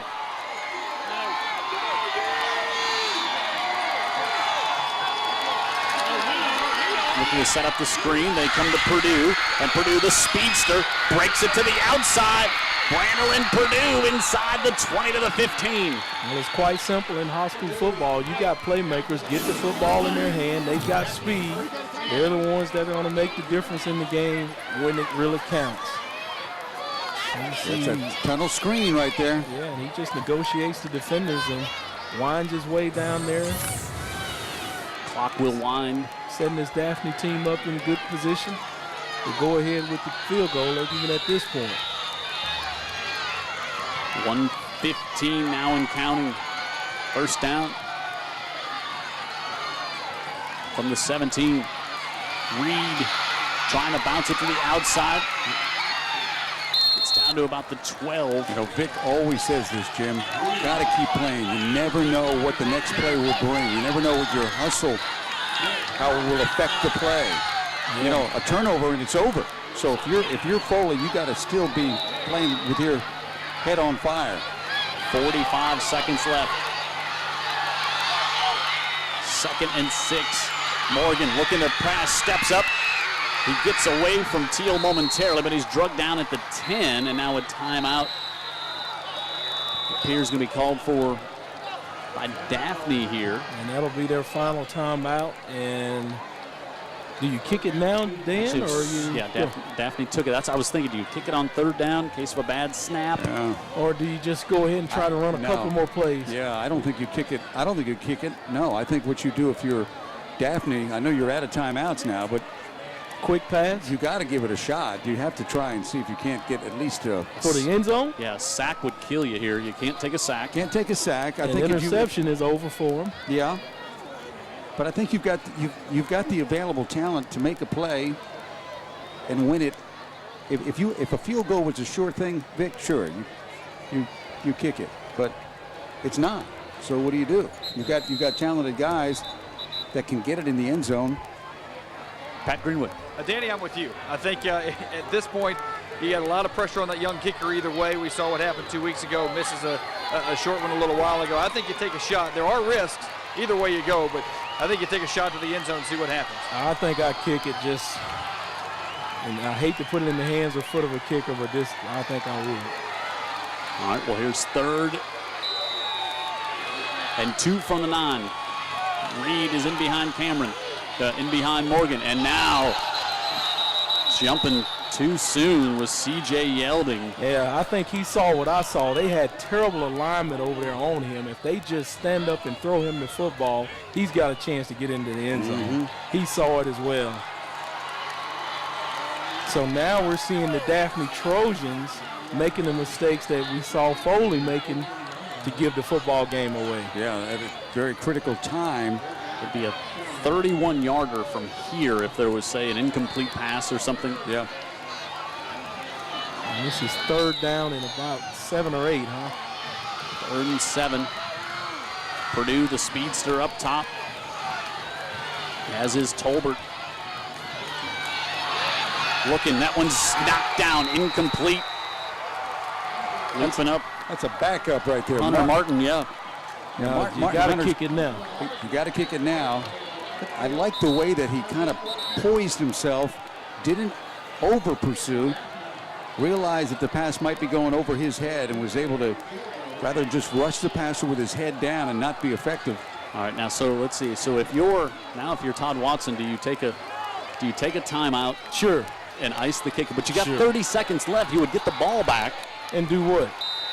He's game over. Oh, you mean try if he made it? Yeah. Yeah, I'd make him think about it. Absolutely. Absolutely. You make this sophomore, freshman, what is he? Brissolera, who, as we said, made the 43-yarder early in the season, is just he's the senior kicker. Yeah, he's a senior. And still make him think about it. Right now, he's thinking about whether I'm going to be the hero or am I going to be the GOAT. You make him think about it because he's going to lean a little bit more towards being the GOAT. So everything's on the line for this point, no matter what happened early in the game. 31 yards, 30.8 seconds left. This is one of the longest games we've done in a long. I mean, it is 10-12 right now, and we're still playing football here in Daphne. Yeah, we are, and it's had so much of everything. Sure. Ball is spotted right in the middle of the field. Morgan will be the holder. It'll be 31 yards. Good snap. And the kick is up, and Brissolera has got it. 25 seconds left. And it's 26-24 Daphne. And the crowd is just deflated over here on this side of the press box where the home team is. And jubilation across the way. Jubilation over there. And then, again, it's a young guy 2 weeks ago could not make an easier kick, quite frankly, against Spanish Fork. So that one goes with a 31-yarder to go with his 43-yarder. Well, you know, Todd Watson has seen a lot of good things here in the second half. But the other thing he's going to see that is per usual this matchup, he's going to see more than likely Daphne with 2 more points in his team. Yeah, deja vu for this poor guy, Coach Watson, who's just a great coach and believe in helping young men and say, hope we'd like to win a few games along the way. But geez, looks like they're going to come up just a hair short tonight. Well, yeah. And why wouldn't we think that anything crazy could happen in the last 25 seconds of a Daphne Foley game, though? I mean, why would we? History. Well, that's why we call it UPN 44 game of the week. And again, you know, get Jim off that yacht 50. UTV 44 game of the week. So It's gonna. He's tired. It's always going to be good. Jared giving it to Vic in the headset like at a timeout, being chewed out the truck, just chewing on poor Vic. But, you know, it's a long day. You know, we're deep into this one. So, okay, Brissolera. Kick it to the near side, and Powell, the sophomore, looking up the near side, and he bounces out of bounds to the 30. And so, yeah, you've got no timeouts and 19 seconds left. Somebody called Devery Henderson from the LSU-Kentucky game. Well, and remember, you know, the clock will stop on a first down. You have to get it real quick and get down or get out of bounds. And you've got Bingham, the big target, who will line up to the top of the screen. You got free safeties and strong safeties back at the other 40-yard line. Cameron, pressure. That one flipped up in the air, and it's incomplete, and it's probably better that it was, or that might have ended the game. He took a big wallop.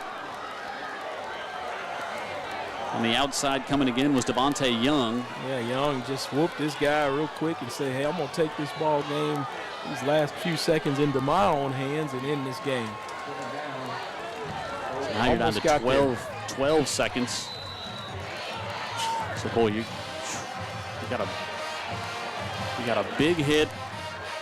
Play could stop to reset the chains, spike it, and try a long field goal. Cameron to the near side, threw that one behind Bingham. They'll bring up third down. Cameron ends up on his backside again, too. So.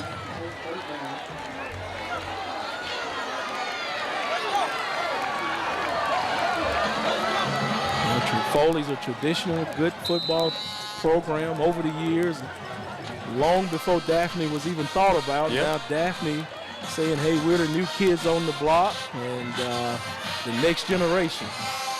9 seconds left. Bingham up to the top of the screen.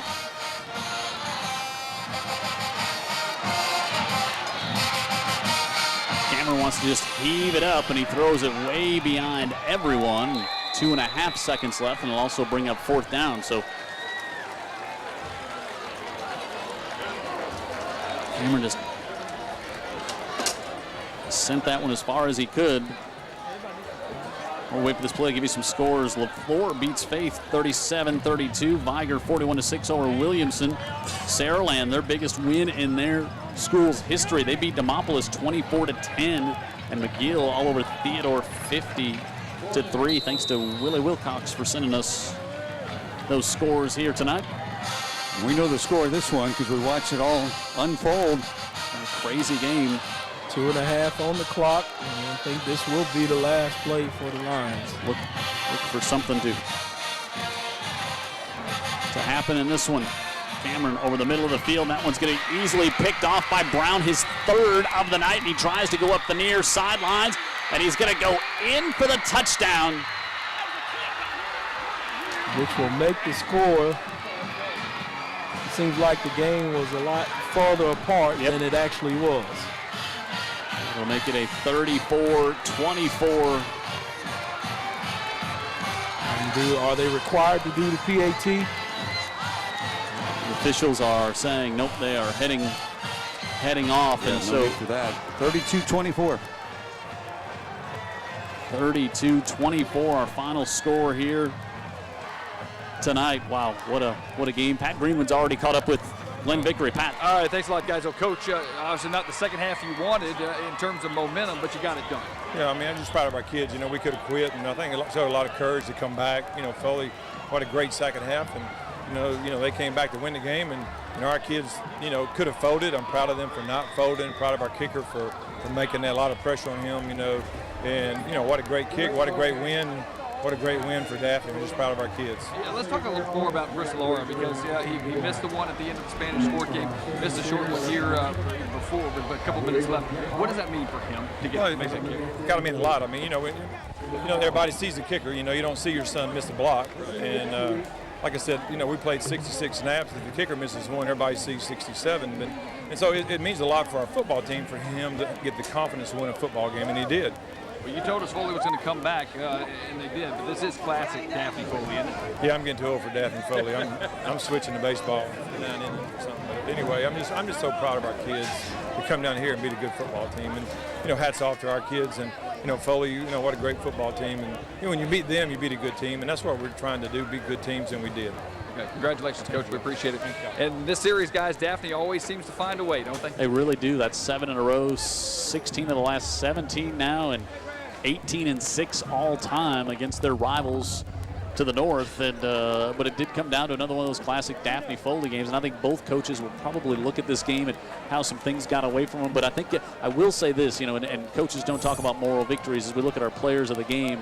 Waylon Tolbert, DeMarcus Bingham, or Kareem Brown. Go to local15tv.com to vote. And Brown gets on that list by getting his third interception of the game right taking there. it for the touchdown, yeah, housing it at the end of the night. And you can vote on our high school football player of the week, and we'll hear from them next week at halftime. I do think Todd Watson really learned something about his team in the second half here tonight. Well, no doubt about it. He, you know, found out they've got character. He's got something to work with. These are young guys.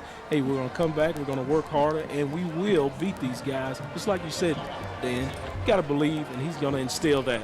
Yeah, and also it was just unfortunate that they just came out so flat. Yeah. I mean, they really didn't put up much of a fight and much of a good showing in the first half. Completely turned it around in the second half to actually take the lead and have the lead and a chance to win this game. So final score 32-24. Daphne with the win. They improved to 2-1 on the year. They're 2-0 in the region. Foley is now 2-1, 1-1 in region play. For Jared Kihos in the truck, Brian Aaron here in the booth keeping stats for us, Pat Greenwood on the sidelines, Vic Lockett, Dan Brennan, I'm Jim Cox saying good night from Foley, where the domination over Daphne, Daphne's domination over Foley continues with an exciting one here tonight.